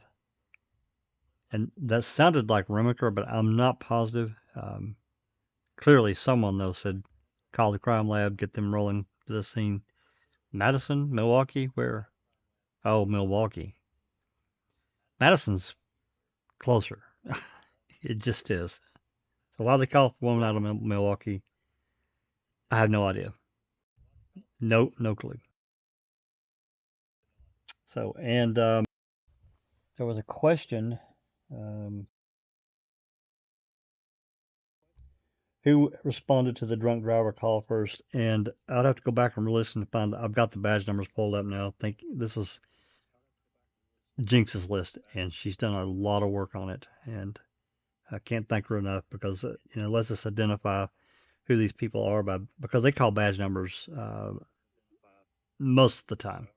They don't use names. Sometimes they do, but they use badge numbers, and I don't remember what that badge number was that responded. If anybody remembers, they could tell me and I can look it up because I got it pulled up now.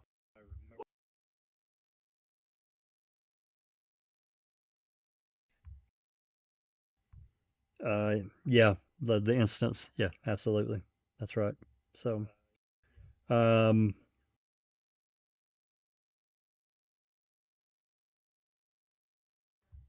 not sure what Bethany's laughing at. What did I say? I probably said something dumb.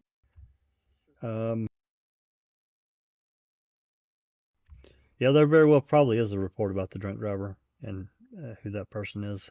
I've never really looked into it because, again, as far as I know, it's completely unrelated, and it just got wrapped up in this batch of calls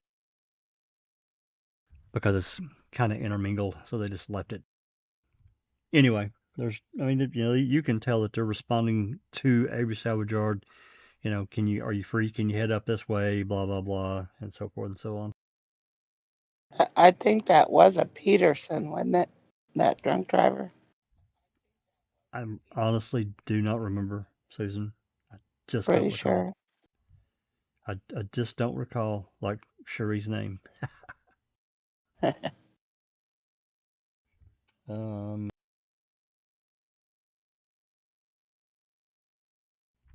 This was on the 5th, Jinx. This was like 11 o'clock in the morning on the 5th.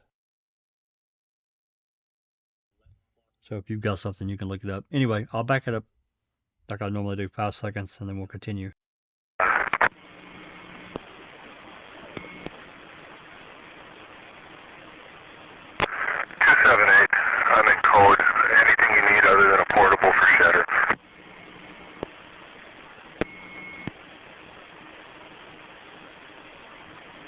Not that I can think of right now, Dennis.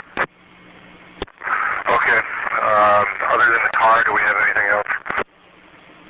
Not yet. Okay, is he in custody? Negative, nothing yet. Okay, I'll gather my stuff and head out.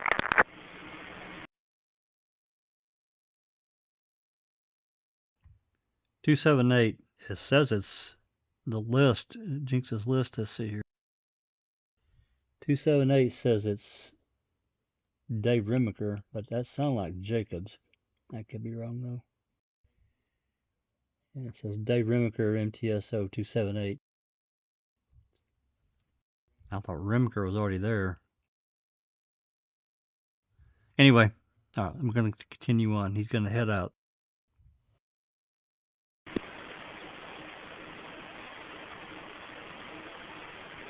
278 dispatch.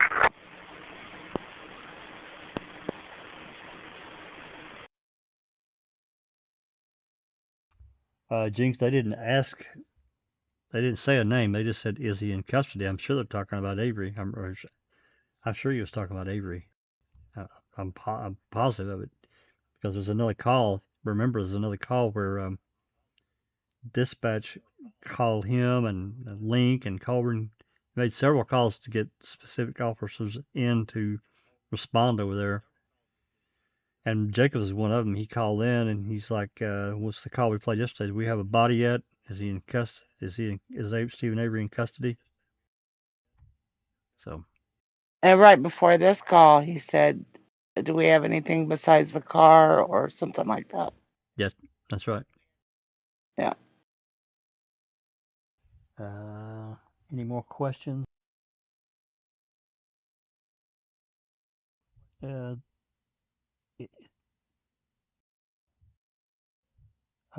Kay says, where they're talking about Stephen again. Yes, that's correct. I'm sure they're referencing Stephen without saying his name.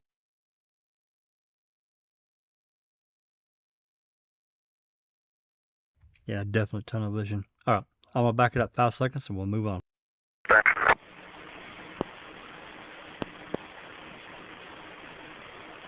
278, go ahead. Do you have a list for the on-call DA? I believe 496 has already talked to them. Okay.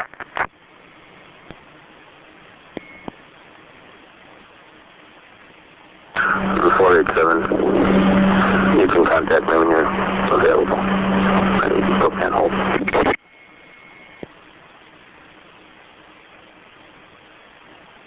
John?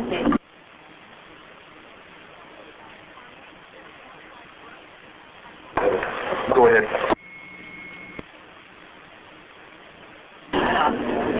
John, I did get a hold of State Patrol. They'll get us 304 troopers to secure.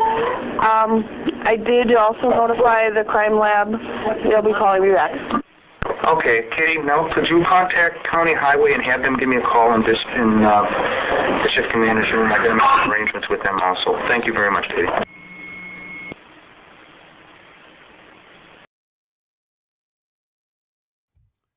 That 487 that she was referring to, this guy I was just talking, is Lieutenant John Syme. That's 487. Hold on, but they're just at call now. I'm off the other line.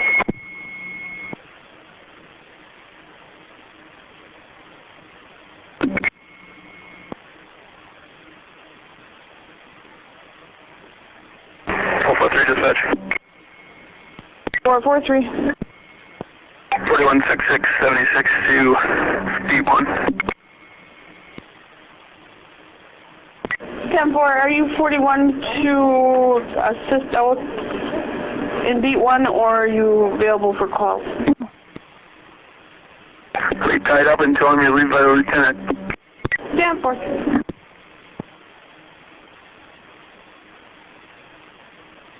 John? Yes, hold on, please.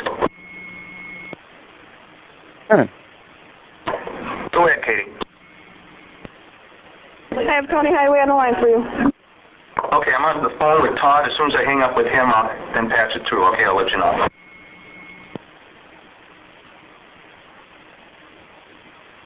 Four 8-7.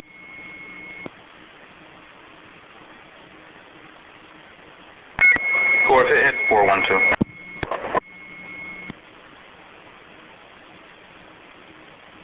Dispatch, go ahead and transfer the call.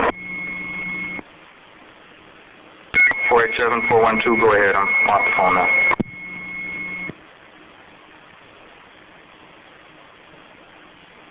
Katie, do you still have County Highway on hold?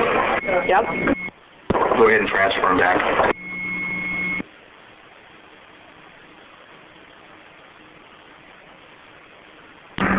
Two 09, 10-8. 10-4.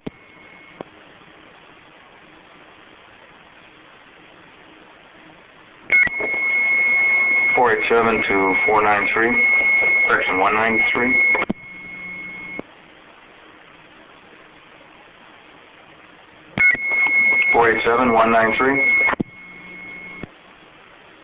He doesn't have a working portable, John, so he might not be able to answer. Somehow that doesn't surprise me. Thank you, Katie. Dennis. 193 there, as you can see on the list, is Deputy Inspector Greg Shetter. Wanted to point that out. I pulled this list up so we could put names to numbers that they're calling out. Again, this is a massive thank you to Mystic Jinx for putting this list together. It makes it a lot easier to make the association. All right, I'll back it up 5 seconds and continue. Somehow that doesn't surprise me. Thank you, Katie. Dennis is supposed to be taking him a portable out.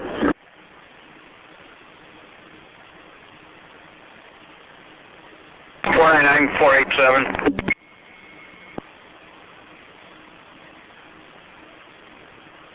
Foreclosed session. But You don't know who 499 is. 412, go ahead. 1067, 76 Kilo Larrabee. Stand for.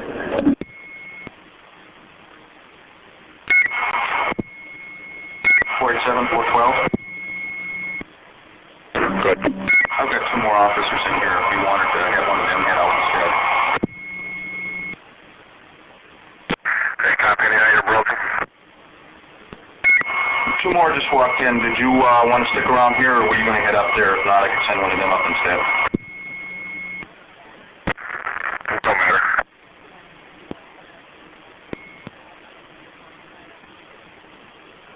John?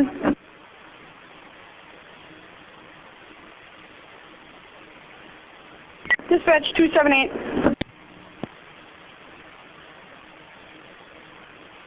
405 dispatch, you're on code just for your 43. Dispatch 278. Go ahead. I have the unit out of Madison on the phone. Can you take the call? Affirmative. To my cell phone. Stand for. Crime Lab. 443 dispatch.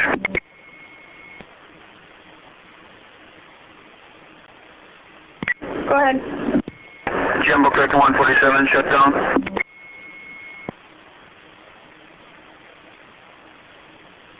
Stand for 443.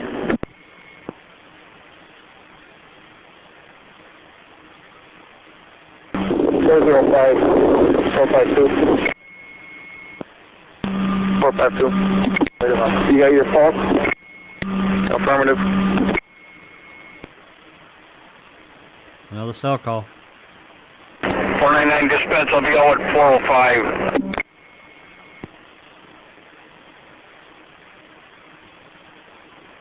$499, are you calling? I'm out at 405. Stand for.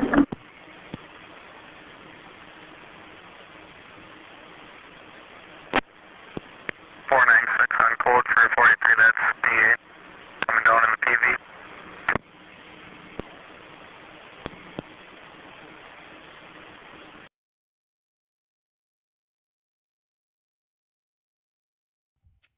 I'm going to back that up because I didn't really hear what he said there. Down in the PV. 496. 496 on code for 43, that's DA. Coming down in the PV.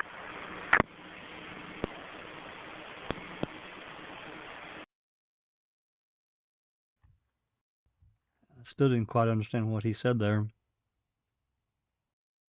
Something about a DA being on TV or something.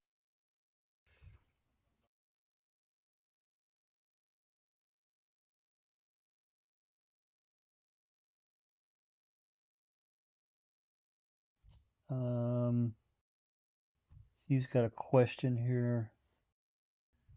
I have a badge number list. It's a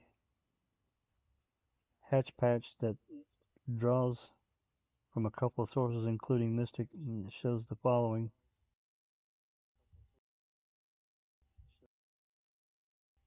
Shannon Hilder, I don't know who that is.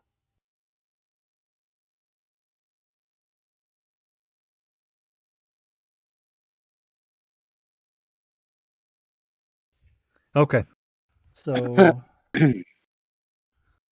let me see where we're at here time-wise, because we're heading into 9 o'clock, and pretty sure, I'm not positive. This next call is at 12:57 p.m. talking about the Redont pit. I don't know if it's a range call or not. Just a second.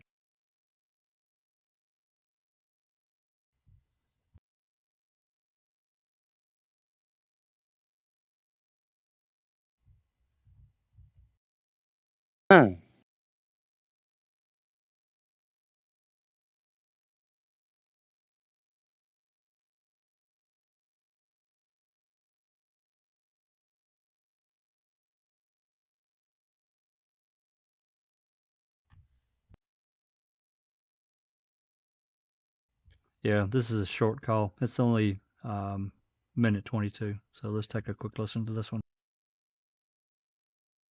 2412 to Chuck, Highway Shop. Go ahead, Chuck. We're going to bring a trooper in through the yellow gate off the queue. It would be the northernmost driveway, and we're going to put him back in the pit a ways. Just so you know, if you would block that off, he'll be back in here. Brian, I just talked to Josh from Redon's. He's going to put a cable across. We locked our two gates. Redon's gate is locked by the gravel pit, and so is ours coming in off the queue. Okay, we just came in off the northernmost one. It wasn't locked. It was closed, but there's no lock on it. So I shouldn't put them back in here, is what you're saying? Yeah, is that where we had some cones and a sign already? Yeah, yours was locked, and then just there's one with a yellow gate. That one was closed, but didn't have any locks on it. Okay, 10-4. I don't know what Josh is doing from Redon, but I'll follow up on him, Brian. Thanks, Chuck. I'll take a drive through, then make sure there's nobody in here, and we'll get out of here. Okay, 10-4. Okay, so they're talking about blocking off the Redont pit. Now this next range of calls is 21 minutes. It's from 12 until 12:59, so that's 21 and a half minutes. I'm going to go ahead and do this one, and then we're going to probably call it a night. That'll probably put us around 9:30, 9:20, 9:30, so I don't want to keep everybody here all night. Some people have to work tomorrow. I'm not one of them, but others do, so. I will show this on screen so everybody can see just in a second, but I'm going to go ahead and start the call. Unless there's any, was there any questions? Look at the chat here.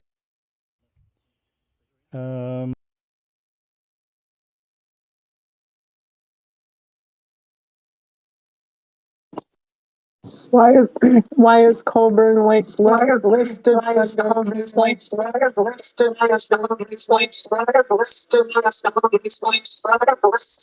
Sorry about that. Say that again. Why is Colburn listed under CASO? JJ Fuck asked. I don't know. I haven't really double checked this list. What's the badge number? And I'll take a look. Unless, I don't know. You probably need to correct that. I see it here, 432. Yeah, that's MTSO.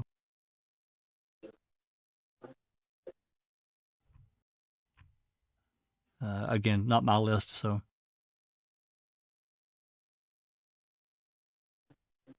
Anyway, all right. Yeah. Good catch.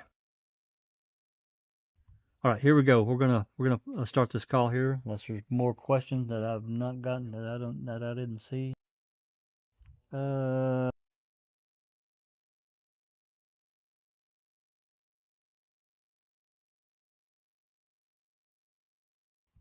Yeah, I don't see anything else. Yeah, well, Jinx, you can correct it, whenever you get time. That's a lot here, so it is what it is. You can fix it when you get time. All right, here we go.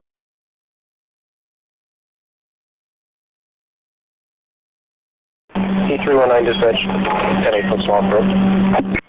10-4, is sticker 323 still out there? He's just getting in the squad. Sample.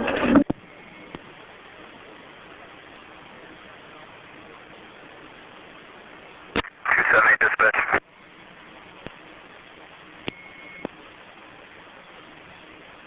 Go ahead. Can you just log crime lab contacted? We'll be en route shortly.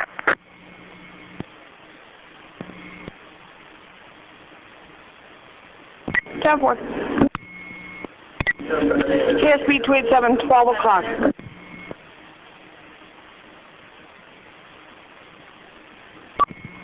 Dispatch 278. Dispatch 278. Dispatch 278. Go ahead. Is 193 around you? I can get him. We need to patch a phone call out to him. Okay, stand by just 1 second. 10-4. Call to Shutter, 193. Lori John Intercom. 496 dispatch, you can patch that call on 193. To where?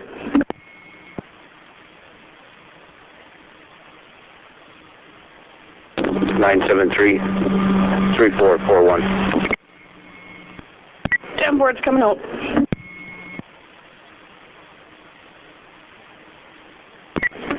.496. 496 response. Affirmative. Can you advise if the sheriff and Rob have been notified? That'd be affirmative. 184. 193 took care of those notifications. 10-4, thanks.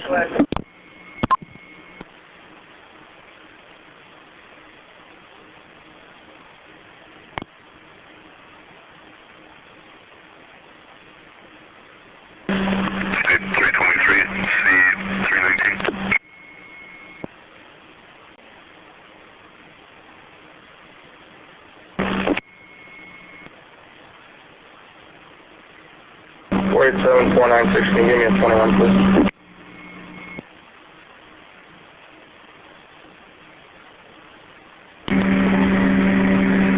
Dispatch. 422. I'll be 41 to 63. Can I get an address on K?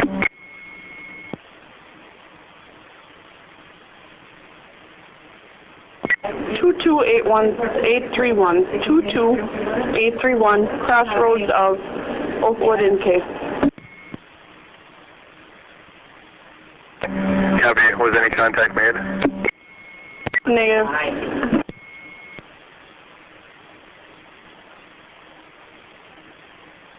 If you haven't, can you try giving that resident another call?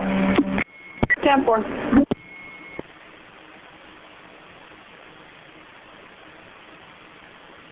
Dispatch 447. Go ahead. Can you take a phone call?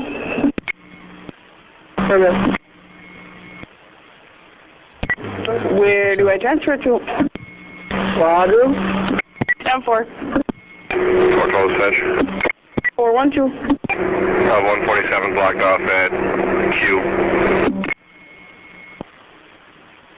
10-4. 487 412. 443, once you have it blocked off, no traffic through except for authorized vehicles. Copy. So you're aware Krieger Road is further to the east and where I'm blocking it off? 10-4 Highway Department is going to be responding with barricade off that road also. If they have enough troopers once they arrive, that we'll assign one to that road. Got it. I don't know. I don't know why his tone continues to go while he's talking. It's supposed to cut off, but it didn't. That's Lieutenant Syme telling the other guy, Brian Knack, he's got the road blocked off, and he said no through traffic except for basically law enforcement. So, all right, let's continue on. 153 copy. 499 dispatch.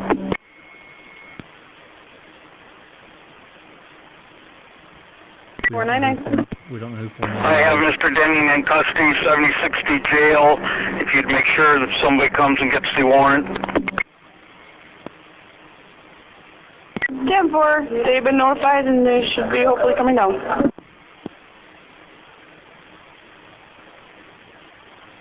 .405 to units on 147. 1.3. Just so you're aware, Mike Griesbach is going to be coming out here. I don't know which direction he'll be traveling from, but I'm on through. 1.3 copy.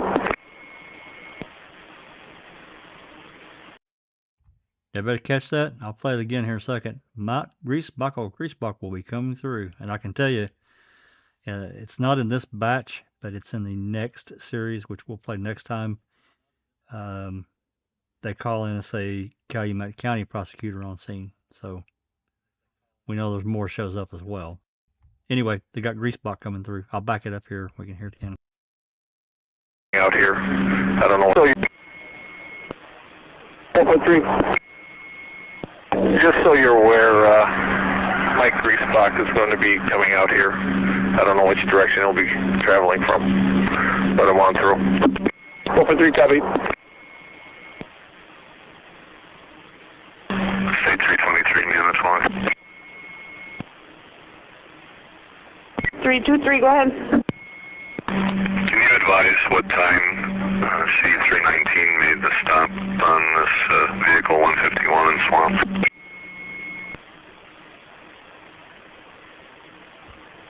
Yeah.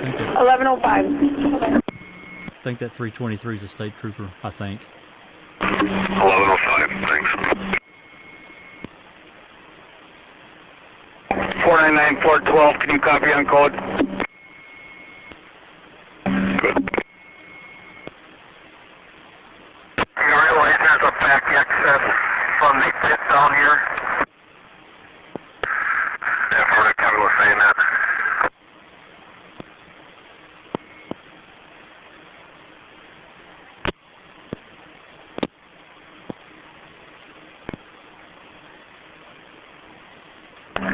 Dispatch.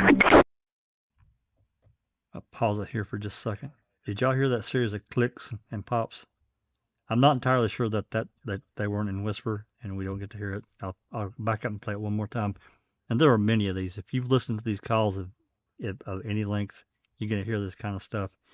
And normally when you get a key in, you hear that tone. Like I said earlier before we started. But these clicks and pops are different. They're not the same thing. I'll back it up, play it one more time.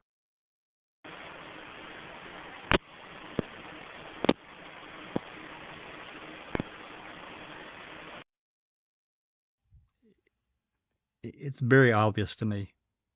They're clearly different. They're not somebody just accidentally keying them up or keying the mic and waiting before they talk. These are definitely different. I wish we had them, whatever it is. Anyway, let's move on. 458 dispatch. 458. 4148, 2 minutes ago, 76 out on K, second have the numericals. 22831, 22831.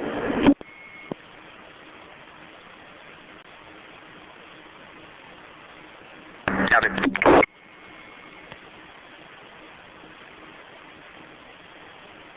412, 443.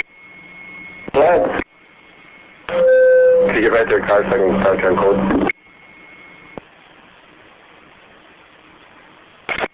Go ahead. Just gonna have shut this down for us with the signs. I'll have you go with one of the troopers to that access you're telling me about. You can show them where it's at.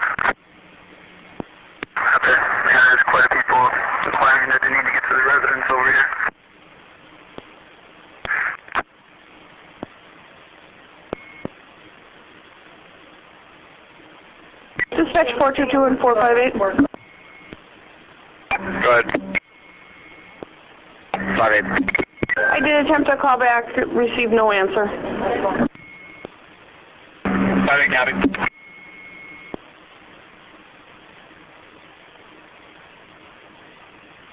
Four 487.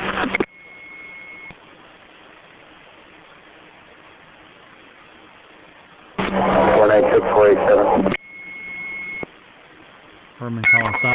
Go ahead, 496. Advise when I can give you a call. 10-4.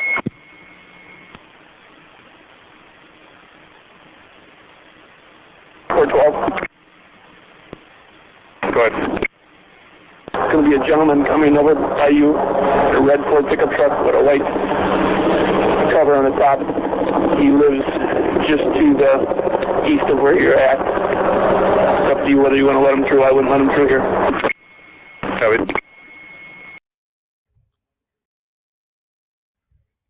Did you all hear the helicopter in the background? I sure did. So he was, whoever's chopper that is, he's close. He's pretty close to it. Just want to point that out.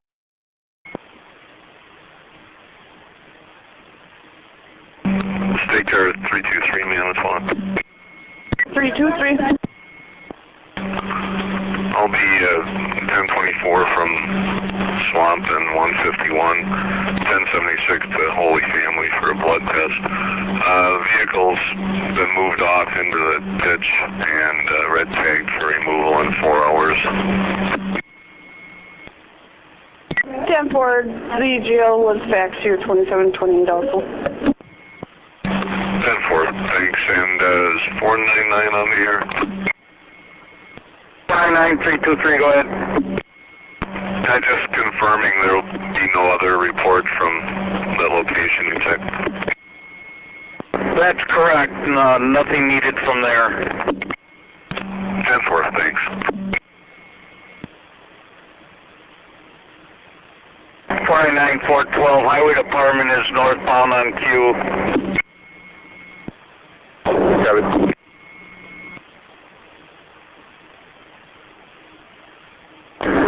Call 496. Go ahead. I have 6 troopers coming. I'm going to coordinate them if that's okay with you.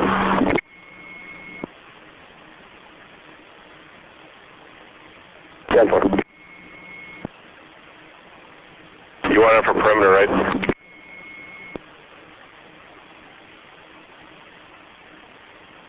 .487-496, line 3, go ahead and call.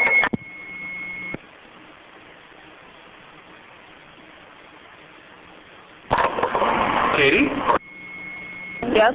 Which is page 496. Ron Shimmick, and have him give me a 21. Okay. Go ahead. Green van coming up to your location, 88 Greasebuck. 10-4. Oh boy, Greasebuck is Go ahead, patch through whoever's on hold. 278. Can you get like 23 times when I first arrived here?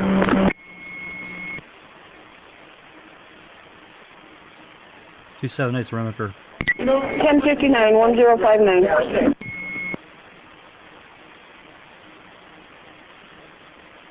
278, copy.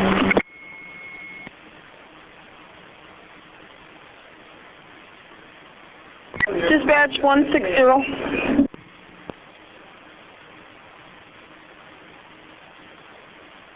John?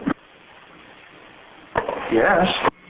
When you clear, I have Lieutenant Bolt on the line from City of Manitowoc. Okay, I'll let you know in about 30 seconds. Okay.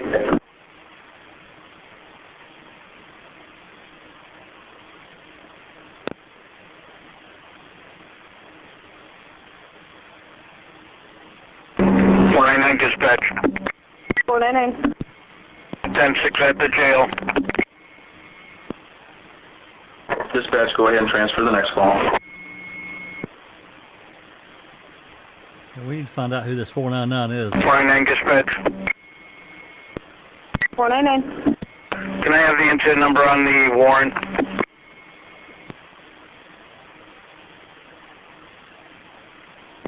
6626, 6626. Ah, did we have that incident, Jinxie? That is S05, correct? Affirmative. I don't think I've seen 6626.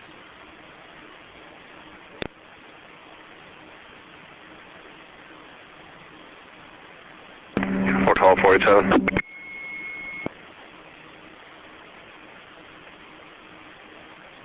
Go ahead, 412.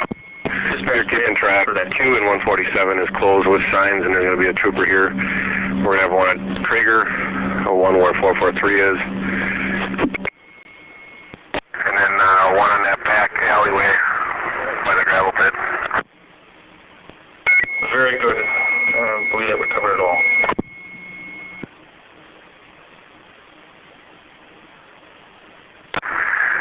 I'm going to have two extra. I'm going to have their supervisor go up and talk to 496 then. 10-4. We'll pause it here for just a second. They're clearly setting up a perimeter around the Avery salvage yard.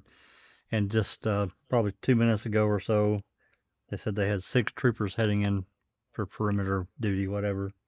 So they're stationing people all around the area, probably even the pit at this point.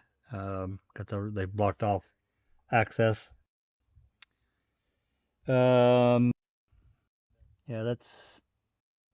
Yeah, Jinx, he just said it, incident 6626, and I just don't recall seeing it, but maybe I have, because it was on the search warrants.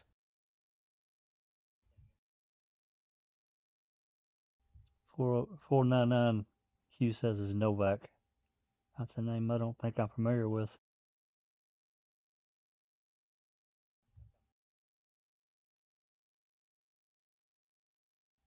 I'll go back and play it again. Make sure I heard it correctly. Maybe I didn't.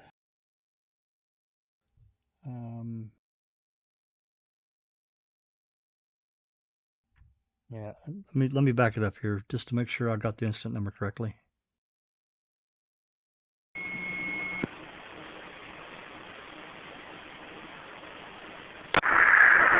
going to have two extra. I'm going to have their supervisor go up and talk to 496 then. And then one in that one where it's closed with signs, and there's going to be a trooper here. We're going to have one at Traeger, one where 443 is, and then one in that back alleyway by the gravel pit. Very good. Believe that would cover it all.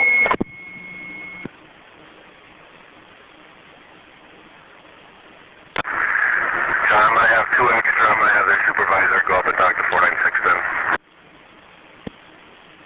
10-4. Dispatch, could you contact the city fire department? Yeah, I haven't went back far enough. Let me back it up just a little bit more.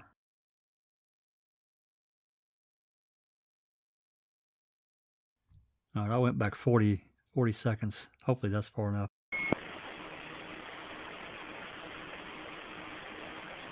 Go ahead, 412. Dispatch, get in track. That Q in 147 is closed with signs, and there's going to be a trooper here. We're going to have one at Traeger, one where 443 is, and then one in that back alleyway by the gravel pit. Traeger. Affirmative. That hit you. Transfer to the next call. Here we go. 499 dispatch. 499. Can I have the incident number on the warrant?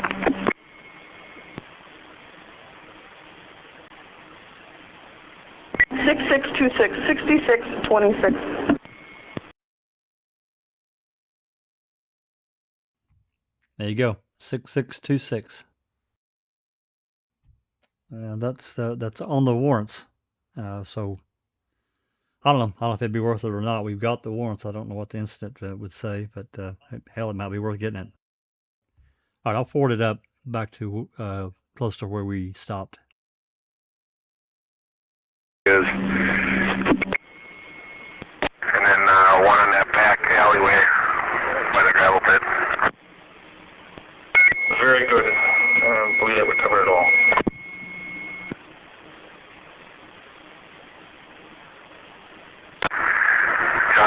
2 extra. I'm going to have their supervisor go up and talk to 496 then. 10-4. Dispatch, could you contact the city fire department? Stand by. We'll probably need it in the next hour to 2 hours.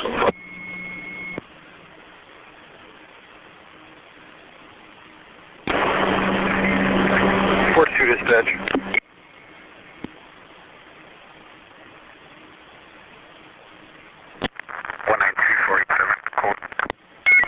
Go ahead, 193. Do you know, do we have anybody secured? I believe it's going to be Lover's Lane, that all the way to dead end. 10-4, 412 just informed me that was being taken care of. Okay, we got one person coming in from the back side wildfire of ATV, so that officer's aware we need to secure that area. 10-4. 487, 412. I copy that. As soon as these barricades are set up on the west end, we're going to go over there. We only have 2 here so far.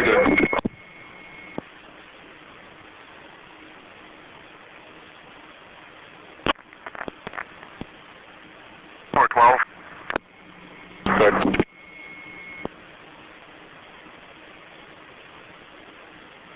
Go ahead. I believe you can access this pit off of County Trunk, Q Clean, and also Jambo Creek Road.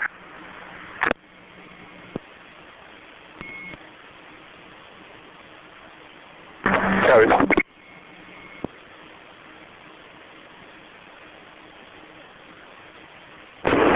What's 223?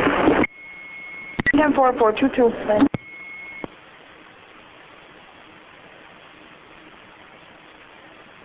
422, correction, T&W.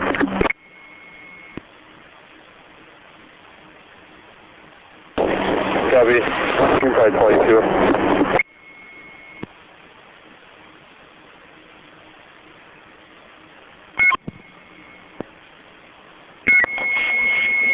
.487, 193.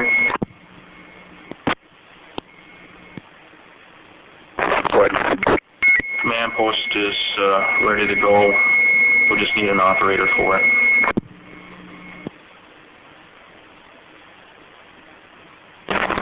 Okay. It'll probably be a little bit yet before requested, but it'll be utilized. 10-4, I informed them at least an hour to 2 hours, but they said she's already ready to go. That's Sam talking to Greg Shetter.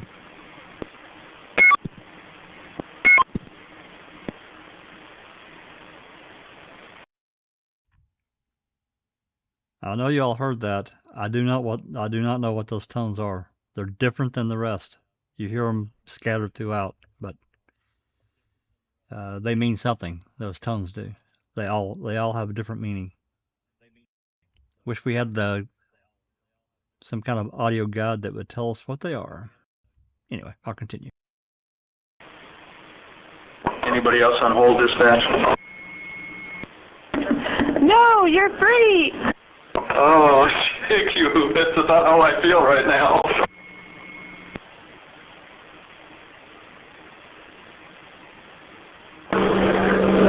To the units on 147. A gray over red Blazer is going to be leaving 606 Henry Boy David, and it's okay to let him out. Copy.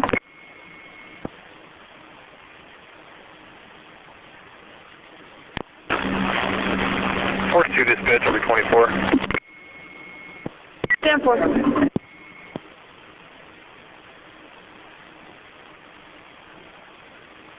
499 dispatch, staying from the jail. 10-4, 499.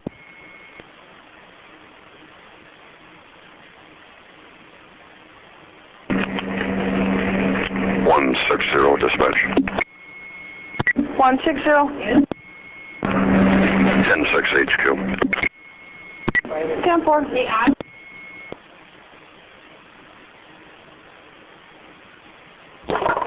I'm in here.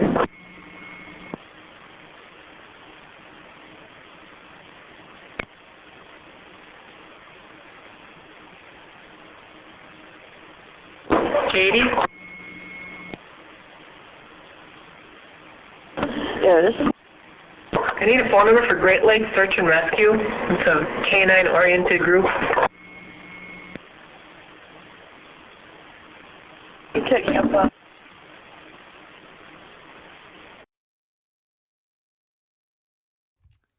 I'm not entirely sure who's asking Katie about the K9 group.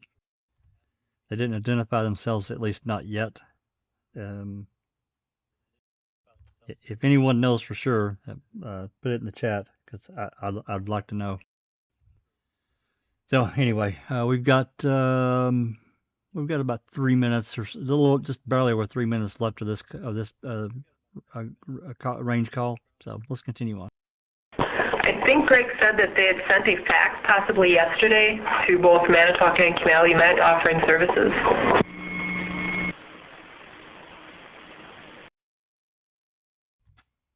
I actually forgot about that. That's correct.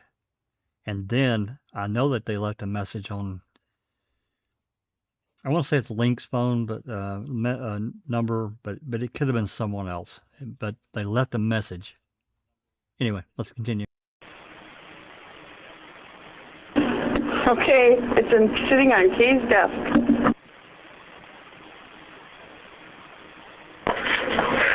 That does us a lot of good.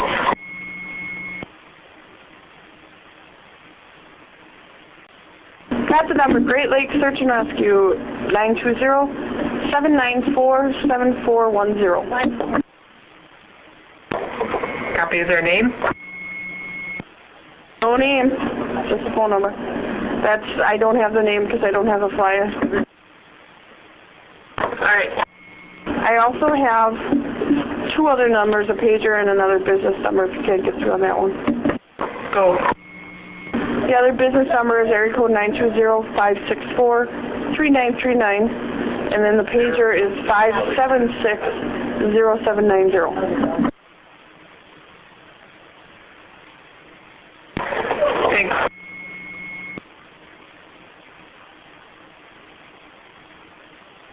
Katie? She's on the phone.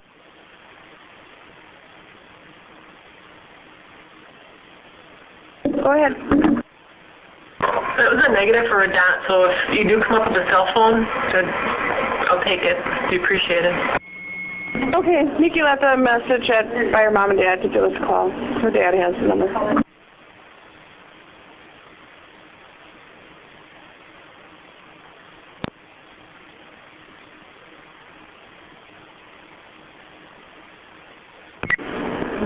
Dispatch 458-422. 422. 458-422, if you can head over to 18320 Split Rail Lane, 18320 Split Rail Lane. We received an active 1090 at a residence. Would run off of Cedar Lake Road to the east.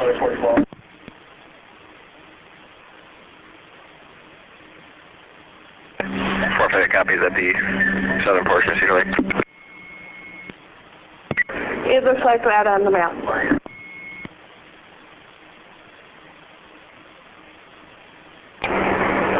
42 copies.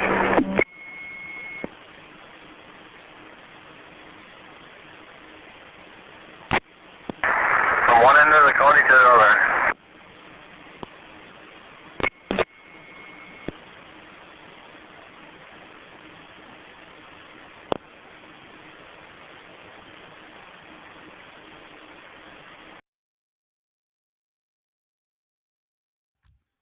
And I'll pop this on.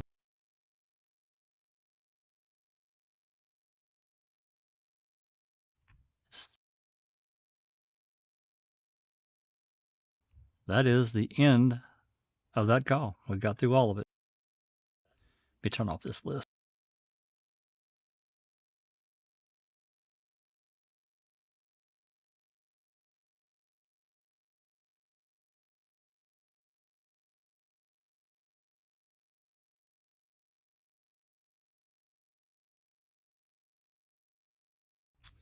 All right, so that's the end of that. Now, I'm not going to play it. I'll go ahead and I'll pop the link in.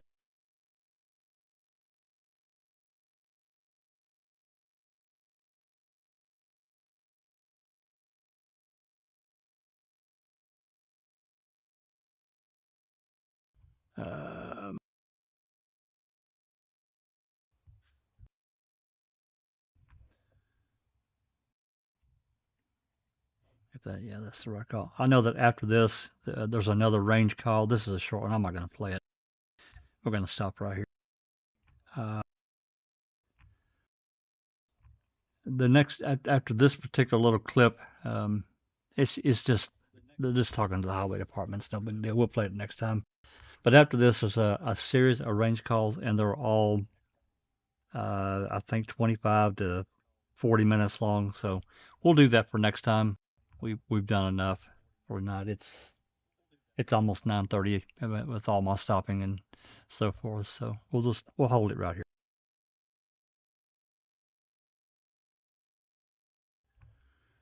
There's been a whole bunch of really good questions. Really good questions. And I picked up, again, I picked up more stuff that, I never really paid too much attention to in the past. Hopefully this, pulling up Jinx's list of badge numbers helps put faces, or at least a voice, not face, but a voice to the name. And as we heard, there are several of the same officers involved in this little range of calls that we just played. Obviously, some of them we don't know. The 499Q says is Novak, which I'm not really familiar with that particular officer, but there's so many with Manitowoc, we don't really have anything on report-wise. Nothing at all. Nothing. They just were kind of there and doing their thing. Calumet takes over here, actually in this time frame. Between 12 and I don't know exactly what time, but between 12 and 3 or something, the decision was made that the case got handed off to Calumet County. And of course, we're going to hear the next time. You're going to hear one of the, I don't remember who called it in, but said that Kratz was on scene, and this is at the 1 to 2 o'clock range of calls. So that's coming up for next time.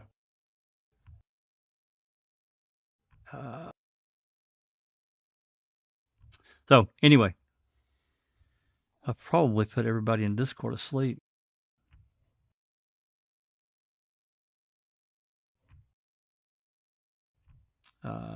Susan, are you asleep? I'm very close, Jack. I've lulled you down. I've knocked you out. It wasn't you. Sure, It was my weekend and my work day. I understand. I know you had a good time with your music outing the other night, and that's great. Yeah. I'm still here too. Yeah, well, I know you probably got work tomorrow as well, so I'm gonna call it a wrap here, unless anybody's got anything else. Let's do it. Why did that pull up again? There we go. Good night, everybody. Good night, Susan. Good night, John Boy. Susan's ready to get out. She's done, and I haven't eaten dinner yet, so I'm ready to. I'm pretty. I haven't eaten yet. Are you gonna be able to make it? Yes, I'm gonna eat. Good, because I know then it'll knock your ass out. So. Yes, it will. I just wanted to briefly mention about the reading with the crew yesterday. It was really good, really interesting about the tunnel vision, and that's going to continue on next Saturday. Duck's got a lot of good stuff, and I think we talked a little bit last time. I think we got another phone call or two we're going to insert. That's directly related to this tunnel vision thing, so that's going to be interesting. I was able to listen to some of that today. Yeah, it's pretty long. We went over we went over 4 hours, so it was pretty long. Yeah. I think I was there for about the last hour. I don't know. Yeah, I think that's right. Yeah, you came in late, so. Alrighty. Thanks again, everybody, for dropping by and listening to these calls. If you've listened to them, listen to them again. Pick up what you can, pick out what you can. And thanks again to Missy Jinx for her excellent work on the list that she's put together over the years. And with that said, I'm going to say this has been a Foul Play production.